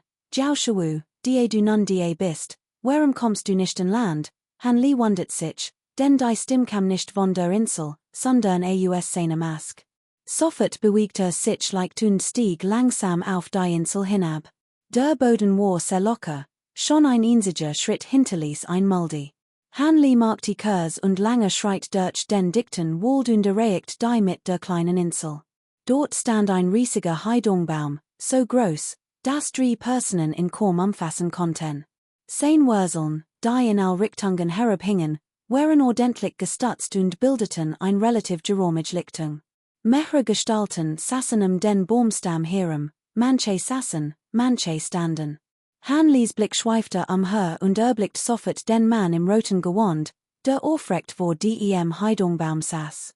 Dieser Mann trug ein die Drachenkopfmask war tiefrot, und auch die Oberseite war. Die Mask war mit vielen seltsamen Symbolen versiert. In der Mitte prangte ein uraltes, merkwürdiges Schriftzeichen, Tam. Jau Tam Hanlis Herz regte sich leicht, doch schwieg, in Gedanken versunken. Der Mann mit der Drachenkopfmask mustert Hanlina kurz, wandte den Blick ab und sagte keinerlei Anstalten, im zu sprechen. Hanli beachtete natürlich nicht und wandte seinen Blick den anderen Mannen zu. Unter ihnen hockte ein leicht gebückt Gestalt in einem weißen, purpurnen Gewand und einer blauen Ziegenkopfmaske mit dem eingravierten Schriftzeichen Q, nun, auf dem Boden. Sein Blick war auf den Boden gerichtet, scheinbar unbeeindruckt von seiner Umgebung, wann Hanli auch nur eins Blick zu würdigen. Nicht weit von ihm stand ein großer Mann mit einer blauen Tigerkopfmask, der leicht nickte. Hanli sagt nichts. Sein Blick fiel auf die Säulen hat Luke, 1,6, auf der Stirn des Mannes. Nickte leicht. Links vom Baumstamm lehnte eine Frau in dünnen Seidenhosen und einer Julenmask anmutig an einem Heidungbaum. Ihr schlanken Arm waren vor der Brust verschränkt, Blick leicht auf Hanli gerichtet. Die Mask trug die Saalsway 1. Hinter auf der anderen Seite des Baums, spart ein Mann mit einer dunkelblauen Adlerkopfmask, auf der Sway 5 eingraviert war, Haver und mustert Hanli von Kopf bis Fuß, bever den Blick abwandt. Auf einem waagerechten Ast rechts vom Baum saß ein hagere Gestalt mit einer Affenkopfmask, auf der Akt eingraviert war. Als sie Hanlis prüfenden Blick bemerkt, mustert sie in ebenfalls. Ihr farbenen Augen sparten durch die Locker in der Mask. Unter saß ein hagerer Mann in einem langen blauen Gewand mit einer Bärenkopfmask aufrecht und meditierte mit geschlossenen Augen.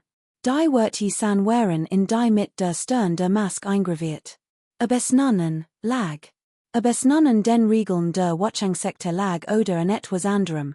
Niemand sprach ein Wort miteinander. Selbst der Mann im roten Gewand mit der Jausan-Mask sagt kein einziges Wort. Hanli suchte sich daraufhin einen geregneten Platz, setzte sich und schloss die Augen, seinen Atem zu beruhigen. Akt Tage Virgingen. Niemand kam, niemand sprach oder ging. Die Atmosphäre war unheimlich, selbst die mutigsten wagten es nicht zu sprechen. Bis zum frühen Morgen des 9. Tags, als die ersten Sonnenstrahlen die kleine Insel erreichten, hob der Mann im roten Gewand, der schweigend am Heidungbaum gesessen hat, leicht den Kopf und stand auf. Ein etwas steif Stimme tonte aus der Drachenkopfmask, es ist Zeit, als sprangen auf. Kapitel 103, der Meister der roten Mondinsel. Übersetzer, Loki 1994. Ein Zischen. Die Krone des Leichnams des Gutoshänden Mannes offnet sich plötzlich. Ein grün Ziel schoss heraus, Gesicht von Angst gezeichnet, Körper hell erleuchtet, während sie blitzschnell in Richtung Inselrand floh. Der Mann im roten Gewand warf nicht einmal einen Blick zu, sondern schnippte beiläufig mit dem Finger. Ein Feuerball, wie ein Kugel, blitz auf und verschwand spurlos. Mehr als 10 Meilen außerhalb der Insel jagte ein rot Feuerlinie dem grünen Licht hinterher. Mit einem Null explodiert die Ziel von Jau Tam that Nhi, verwandelt sich in einen Lichtblitz und verschwand spurlos. Anwisenden Verstumten. DASIE Marsken Trugen, Konten SIE die Gesichtsauszug der anderen nicht sehen. Jau Tams Blick glit über jeden Einzelnen. In seinen Augen lag kein Horch von Drohung oder Warnung, nur ein kalter Blick, der allweil bloß Gegenstand mustert. In seinen Augen waren allem in ihrem Stein, Baumstumpf oder höchstens Werkzeug.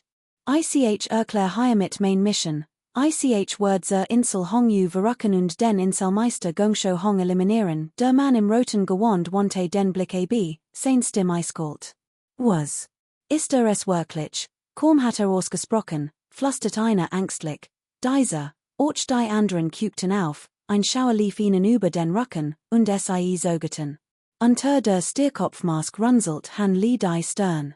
Luo Fong hat zuvor Gungsho Hongs Namen erwähnt, war kein gewöhnlicher Mensch. Man sagt, ist ein extrem mächtiger Unsterblicher mit Mittelrestuf der Wahren Unsterblichen Kultivierung. Kultiviert das Wassergesetz und die Kraft des Bluts, beides äußerst selten Fähigkeiten. Die das Toten gewohnt war, hat sich in der gesamten Schwarzwindmeerregion einen furchterregenden Ruf erworben. Logischerweise hat ein solch skrupelloser Mann zwei Fellows viel Feinde gehabt. Doch aufgrund seiner immensen Stark und der äußerst bizarren Nature seiner kultivierten Gesetz wagten es nur wenig, ihn zu provozieren. Unerwarteterweise war sjell diesmal niemand anders als Gungsho Hong. Lord Jiao San. Soweit ich weiß, war Hongyu Island schon immer etwas geheimnisvoll und hat selten Kontakt zu anderen Inseln. Außerdem ist dies Inselseat Jahrtausenden aus unbekannten Gründen isoliert. Außer für notwendig Kontakt zur Außenwelt ist es allen anderen Kultivierenden verboten, die Insel zu betreten. Darüber hinaus wird verkündet, dass jeder, der die Insel heimlich und allein betritt, gnadenlos getötet wird, sagt Jiao Bie, der Mann im IT der Ziegenkopfmask, sogend. Du brauchst dir kein Sorgen zu machen. Die Allianz hat bereits Leute auf die Insel geschickt, sie zu infiltrieren und dabei viel Informationen gesammelt. Im Grund können wir abwarten, bis wir die Lage auf Hongyu Island genau kennen, bevor wir erneut handeln. Allerdings haben die hochrangigen Offizier der Allianz vor etwas 2 Wochen den strikten Befehl erteilt, den Inselmeister Gungsho Hong von Hongyu Island schnellstmöglich zu eliminieren. Jiao Tam warf Jiao but einen Blick zu und sagt langsam, ich heb gehört, dass der Inselmeister von Rotmund im gesamten Schwarzwindmeergebiet fast so stark ist wie einig der mächtigen Inselmeister der zentralen Inseln. Hat außerdem mehrere unsterblich unter seinem Kommando. Die Stock darf man nicht unterschätzen. Jiao Drazen, der ein Tiger-Kopfmask trug, deckt einen Moment nach, bevor sprach. Unmittelbar danach ertönte ein leise Stimme. Es war eine mutige Frau mit einer Julenmask, die Wortrat und sagt, stimmt, außerdem ist dieser Kerl ein Unsterblicher. Auf der roten Mondinsel hat bereits den Vorteil der geografischen Lage. Wenn wir so einfach vorgehen, fürchte ich, lächerlich. Der sogenannte Unsterblich kennt doch nur ein paar unorthodox und hinterholtige Trick. Sein Kultivierungsniveau ist irrelevant. Selbst in einem kleinen, beengten Gebiet wie ihrer schwarzen Windmeerregion kann immens Markt entfesseln. Jiao San schnaubte verächtlich. Han Li, der zuvor gleichgültig und distanziert gewesen war, bemerkt nun weich, dass Jiao Ju und Jiao Bie sich etwas unwohl fühlten. Sie richteten sich auf und zuckten mit den Achseln, scheinbar unzufrieden mit Jiao Sans Worten. Sie taten es jedoch nur dabei und sehten ihre Unzufriedenheit nicht weiter. Ich warnug war, sollte sich bei der Verfolgung von Gungsho Hong jemand im Kampf zurückziehen wollen, nehmt Jiao Sans Wolf zum Vorbild, sagt Jiao San kalt. Obwohl allmals ken trugen, konnten einig nicht anders, als aufzustehen und einander in die Augen zu sehen, die Absichten des anderen zu ergründen und auf ihr eigenes Glück zu hoffen. Jiao San ignoriert die Reaktionen der anderen, hob die Hand und wedelt damit in der Luft. Plötzlich erstrahlt im Himmel ein purpurrotes Licht. Aus diesem Glanz schien das Brüllen eins Drachen zu hallen, und ein etwa 20 bis 30 Meter langes, drachenformiges Flaggschiff erschien. Das gesamte Schiff war Furo, sein Bug mit einem Drachenkopf versiert.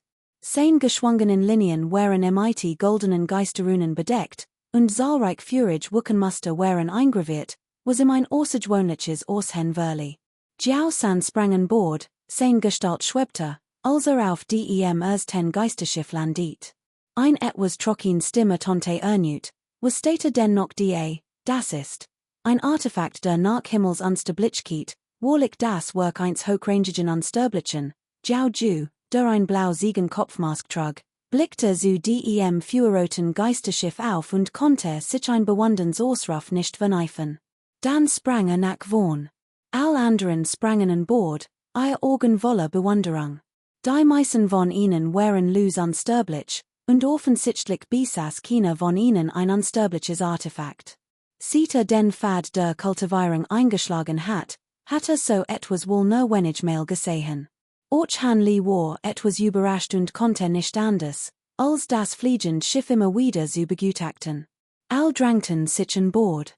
Nach einer Weile legte Jiao San sein Hand vor sich, formte ein Handzeichen und flüstert leise das Wort schnell. Unter dem Geisterschiff erstrahlt sofort ein helles rotes Licht. Flammenzungen schossen in all Richtungen hervor, wie mehrere Feuerdrachen, die Wettempostigen und das Geisterschiff trugen. Mit einem lauten Null schoss es in den Horizont. Die Geschwindigkeit war rasend hoch, blitzschnell. Einige Tage später, in einem weiten, tiefblauen Meer, ein feuerroter Lichtstrahl sichte durch die Luft, hielt hoch oben und enthüllt ein feuerrotes, drachenformiges Flaggschiff. Auf dem Geisterschiff standen mehrere Gestalten, alle mit seltsamen Maßken, Aussehen recht eigentumlich. All waren Mitglieder der Watchung-Allianz auf dem Weg zur Honguer Insel. Han Li stand neben dem Flaggschiff und blickte in die Fern zu einer großen Insel, mehr als 100 Meilen entfernt. Obwohl sie als Insel bezeichnet wird, war sie ein Vielfaches größer als die Wuming-Insel und wirkte wie ein riesiger Kontinent. Hier sind einige Informationen über die Honguer Insel. Seht selbst nach, sagt Jiao San cool. Damit winkte ab.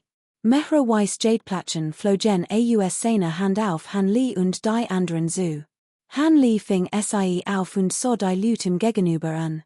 Bemerkt, dass einige die Platschen direkt nahmen und sie auf die Stirn ihrer Maßken legten.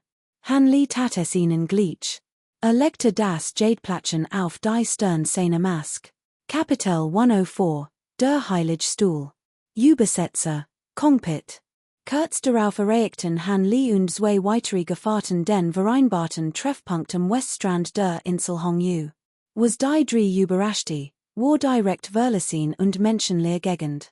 Doch nach kurzem Nachdenken war es normal, dass die Insel des Perpermans seit Jahrtausenden isoliert war, und der Zustand war wörtlich.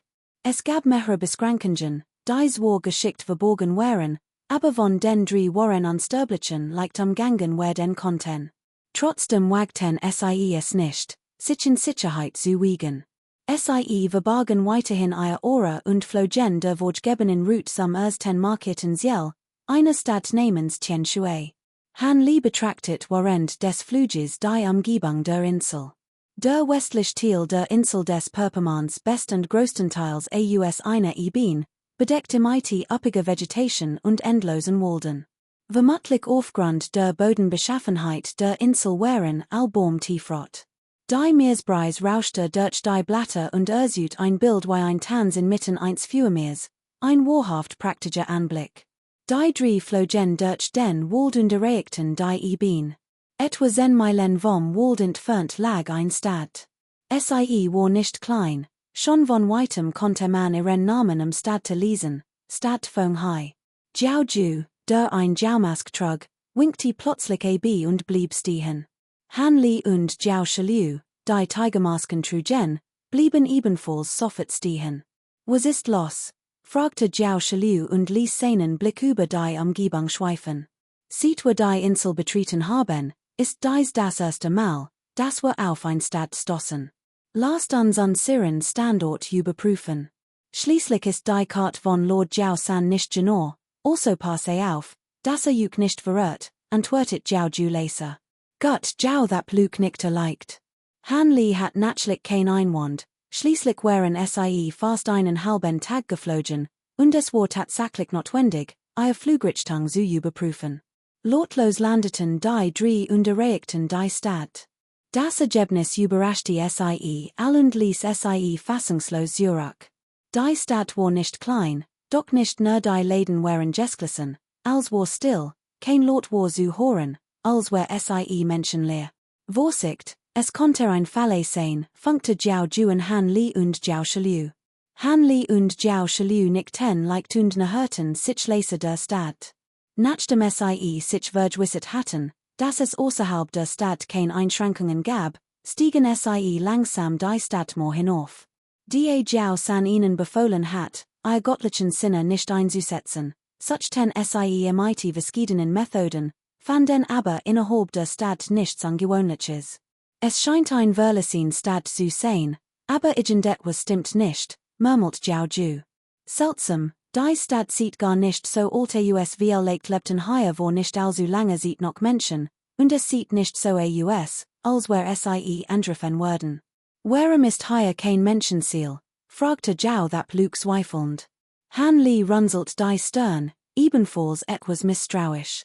Hat gerade sein Verhigkeit des spirituellen Orges eingesetzt und viel Lehrhäuser, Läden und geschlossene Gasthäuser gesehen, die aber all noch Spuren von Menschen aufwiesen. Viel leicht hatten hier wo nicht allzu lange sieht noch Menschen gelebt. Der Wind weht durch die verlassenen Straßen, einige Fenster nahten, weil sie nicht richtig geschlossen waren, und und so huschten ein paar strunend Katzen und Hund vorbei, all das erzeugt eine unheimliche Atmosphäre. Die Situation hier geht uns nichts an. Unser Standort ist auf der Karte bestätigt, lasst uns gehen, die Mission ist wichtiger, sagt Jiao Ju, die sich offensichtlich nicht in die Angelegenheiten Diocese Orts einmischen wollte. Han Li und Jiao Shilu nickten, sie hatten kein Interesse daran, sich einzumischen. Die drei flogen über die Stadtmauer und setzten ihren ursprünglichen Weg fort. Das Geland wird immer flacher, und schon bald erstreckt sich vor ihnen ein saftig grün Graslandschaft. Sie sahen viel Ziegen und Rinder friedlich grasen, aber kein Menschenziel war zu sehen. Selbst in einigen Dörfern der Graslandschaft war kein Mensch zu erkennen. Am anderen Ende der Graslandschaft tauchte ein Stadt auf. Obwohl sie nicht die Absicht hatten, dort zu bleiben, blickten sie instinktiv nach unten, als sie die menschenleere Stadt sahen. Der Anblick überraschte sie erneut. Oh, auch in dieser Stadt ist niemand. Warum ist sie auch so leer? Fragte Jiao Shilu verwundert. Kein Sorge, viel leicht ist hier wo kursam etwas passiert, und all sind weggezogen. Jiao Ju dacht kurz nach und sagt, wenn die nächste Stadt genauso leer ist, sollten wir die anderen informieren. Han Li sagt, wenn wir auf die Karte schauen, sehen wir, dass etwas 2000 Meilen weiter von ein weitere Großstadt liegt. Jiao Ju nickte. Und tatsächlich, einen Augenblick später standen die drei vor einer weiteren Stadt. Die Stadt hieß Anching und war ziemlich groß, sie erstreckt sich über mehrere hundert Meilen. Anders als Han Li und die anderen erwartet hatten, war sie wollig gewöhnlich und voller Menschen. Die Läden glichen einem Dschungel, es herrschte regs Treiben, und neben den einfachen Luten gab es auch einige kultivierend niedrigen Ranges, ganz anders als in den beiden Städten, die sie gerade besucht hatten. Hier sind ganz schon viel Lut. Sind etwa aus den beiden vorherigen Städten hier hergekommen, dacht Jiao Shilu erleichtert und nickte sie. Beiden dauersten, wir haben noch genig sieht. Die beiden verlassenen Städte wirken etwas seltsam, viel leicht sollten wir sie genauer untersuchen. Wir konnten auch Informationen über die Insel Hongyu sammeln. Han Li überlegt kurz und meinte dann, Jiao Shilu hat recht, aber wir müssen vorsichtig sein. Jiao Shilu sah Han Li und nickte. Wenn einverstanden seid, gehen wir in die Stadt und untersuchen sie, aber wir müssen äußerst vorsichtig sein. Jiao Ju dutet auf einen Platz im Zentrum der Innenstadt. Dort stand ein Blutrot-Statue still und verströmt einen schwachen roten Schein, der einen Umkreis von über 30 Metern umhält. Die die Händen, sterblich oder kultivierend, säten tief erfurcht. Jeder, der in der Statue vorbeikom, verneht sich ehrfürchtig, obwohl die Kultivierenden der Stadt kein besonders hohen Kultivierungsstufen besaßen, die höchste Stufe befand sich lediglich im Konfirmationsstadium. Han Li war die Statue natürlich schon lange aufgefallen, es war nur ein gewöhnlich Statue, die dazu diente, Glaubenskraft zu sammeln. Der Inselherrscher von Hongyu, Gongsho Hong, war ein Unsterblicher, daher war es üblich, seine Statuen verschiedenen Orten aufzustellen. Kapitel 105, Verhandlung. Übersetzer, Loki 1994. Band 2, Rückkehr ins Reich der Unsterblichen. Konvertiert von Xiao Han Li der Kaiserhof, fragte Jiao Shiliu, stellte sein Weinglas ab und fragte Gedanken verloren. Jiao Ju hob die Augenbrauen und funkelte Jiao Shiliu an. Jiao Shilius Gesichtsausdruck variiert Frustration, hat offensichtlich etwas begriffen. Zum Kaiserhof, natürlich gehen wir hin, wollte der Kellner geredet werden, als sich sein Gesichtsausdruck plötzlich veranderte. Du kennst den Kaiserhof nicht einmal. Du kommst von außerhalb, rief der Kellner streng und wollte etwas unternehmen. Plötzlich blitzten zwei Sternenlichtstrahlen auf und drangen in den Kopf des Kellners ein. Sein Stimme verstummt abrupt, sein Gesichtsausdruck ward trub, und sein Ziel ward augenblicklich kontrolliert. Han Li's Augen blitzten schwach auf, und starrt dem Kellner direkt in die Augen. Einen Augenblick bevor der Kellner rufen konnte, bewegten sich Jiao Jias Hand unaufhörlich und halten den gesamten Raum in ein blaues Licht. Ein leises Geräusch war zu hören. Es darf euch nicht nach außen dringen, es tut mir so leid, ich, Jiao Shilius Gesicht rotiert sich. Schon gut, zum Glück hat Jiao Shu schnell reagiert, Jiao Ju wedelte mighty dem Armel. Sag mir, was ist der kaiserliche Hof? Ein Lichtblitz huschte durch Han Li's Augen. Es handelte sich eine Art schwache Hypnose, deren Kraft sehr gering war, die kein Seelenkraft nutzen konnte. Doch für einen Sterblichen wie den Kellner reichte siaus der kaiserliche Hof ist eine alte Tradition. Als 60 Jahre teilen sich die Einwohner der Stadt unter der Führung des Stadtherrn in Gruppen auf und begeben sich in die heilige Stadt Hongyu, den Lehren des heiligen Herrn zu lauschen. Diocese Jar wird auch das Jar des kaiserlichen Hofs genannt, antwortet der Kellner mechanisch. Wenn es nur darum geht, den heiligen Herrn zu treffen, warum denn all das Geld, den Schmuck und die Edelstein mitbringen? Das ist wie eine Auswanderung, fragte Han Li weiter. Weil jeder der Auserwählt sein will. Die Glücklichen werden vom heiligen Herrn mit fruchtbarem Land belohnt, antwortet der Kellner one zu sagen. Und was ist mit den Auserwählten? Was ist mit denen, die nicht auserwählt werden? Fragte Han Li erneut. Die Auserwählten sind die fromsten Gläubigen, dies ist ein Schritt in den Himmel. Diejenigen aber, die nicht auserwählt werden, können nur in die Stadt zurückkehren. Der Kellner blickte den Kellner mit einem Anflug von niedern. Han Li und die beiden anderen wechselten Blicke. Sie sahen in den Augen des Juwels anderen einen Horch von Überraschung. Das war also der Grund für die verlassenen Städte. Der heilige Herr, von dem der Kellner gesprochen hat, war höchstwahrscheinlich Gongsho Hong, der Inselmeister von Hongyu. Wisst ihr sonst noch etwas über den heiligen Herrn? Jiao Ju fragte. Der heilige Herr hat uns fruchtbares Land geschenkt und beschützt uns und sichert uns Sicherheit für kommende Generationen. Der Kellner redet unaufhörlich weiter, doch all die Informationen waren für Han Li und sein Begleiter nutzlos. Scheint einen tiefen Hass auf Fremde zu hegen. Ist das als den Lehren des heiligen Herrn zu verdanken? Han Li schüttelte den Kopf, unterbrach den Kellner und fragte weiter. Diejenigen, die von außerhalb kommen, sind allesamt böse Geister aus übersee. Angesichts des fruchtbaren Lands an ihrer Hungerinsel beabsichtigen einzufallen. Sobald wir entdeckt werden, müssen wir dies unverzüglich dem heiligen Herrn melden und alltoten lassen. Der Kellner fuhr fort, sein Wort verrieten einen Horch von Feierlichkeit und Kälte. Jiao Shiliu schnaubte leise, während Jiao Jias Gesichtsausdruck nachdenklich war. Han Li niffleicht die Augen zusammen und dacht einen Moment nach, bevor sein Fragen über den Herrn der Hungerinsel, der zugleich der heilige Herr war. Fortsetz. Leider war der Kellner nur ein einfacher Mensch, der kaum etwas über die Situation wusste und nicht viel weitere Fragen stellen konnte. Han Li gab Jiao Ju ein Zeichen, die blaue Aura in dem eleganten Raum zurückzusehen.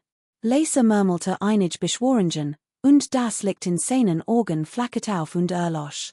Der Körper des Kellners zitterte heftig, sein Augen erlangten sofort wieder ihre Klarheit, doch blickte etwas verwirrt umher. Gut, es gibt hier nichts mehr für Sie zu tun, gehen Sie hinunter, sagt Hanley ruhig. Hat gerade einen sauber geworkt, einige der jüngsten Erinnerungen des Kellners auszuloschen. Bitte genießen Sie Ihr Essen in aller Ruhe, mein Gast, der Kellner, etwas benommen, lächelnd schuldigend und ging. Der Grund für die leeren Schlosser ist, Sie sagen, wir haben uns so viel Gedanken gemacht, sagt Jiao Shilu lächelnd. Der Kellner hat uns wertvoll Informationen gegeben. Wenn alle Einwohner der Stadt zur heiligen Stadt pilgern, bedeutet das, dass sich der jetzige Herr der Insel Hongyu wahrscheinlich in der heiligen Stadt Hongyu aufholt und den heiligen Kaiser empfängt, sagt Jiao Ju nachdenklich. Hanley nickte leicht, in Gedanken versunken. Ein Kart der Insel Hongyu, die auf dem Jadezettel von Jiao San festgehalten war, blitzem durch den Kopf. Die Kart war sehr einfach und verzeichnet nur wenig Stadti. Tatsächlich gab es ein Stadt namens Hongyu, doch sie lag ziemlich weit von Tien Shui entfernt. Wahrscheinlich benötigten die Sterblichen, zur heiligen Stadt zu gelangen, einen hochrangigen Kultivierenden, der sie auf besondere Weise dorthin bracht. Andernfalls würden sie mit ihrer normalen Geschwindigkeit wohl nie erreichen. Sollten wir die anderen informieren, fragte Jiao Shilu, dessen Gesicht sich aufhält. Offenbar hatte dies Möglichkeit in Betracht gezogen. Soweit ich das beurteilen kann, haben wir dies Informationen hier recht einfach beschafft, daher ist es unwahrscheinlich, dass die Watchung-Allianz nichts davon weiß. Bericht deutet darauf hin, dass der Meister der Perpermondinsel an mehreren Orten auftauchen konnte, aber sie haben Perpermondstadt nicht explizit erwähnt. Das hat legt seinen Grund. Was der Kellner gerade gesagt hat, konnte ohnehin nur gerügt sein, Hanley dacht kurz nach, bevor sprach. Lasst uns beim Plan bleiben, nach Tien Shui City racen, den Spion der Allianz finden und dann weitersehen, Jiao Ju nickte. Die drei berieten sich und verließen an City schweigend. Unterwegs kamen sie an vielen Städten und Dörfern vorbei. Die Anzahl der verlassenen Festungen war betrachtlich, fast 2/3 aller Städte und Dörfer, die sie gesehen hatten. Nachdem sie den Grund für dies verlassenen Festungen erfahren hatten, setzten die drei ihre Reise Zwischenstopp fort. 3 Tage später erhob sich in einer kilometerweiten Ebene ein gewaltig, schwarz, verlassen Festung, über Zhenjiang Hock.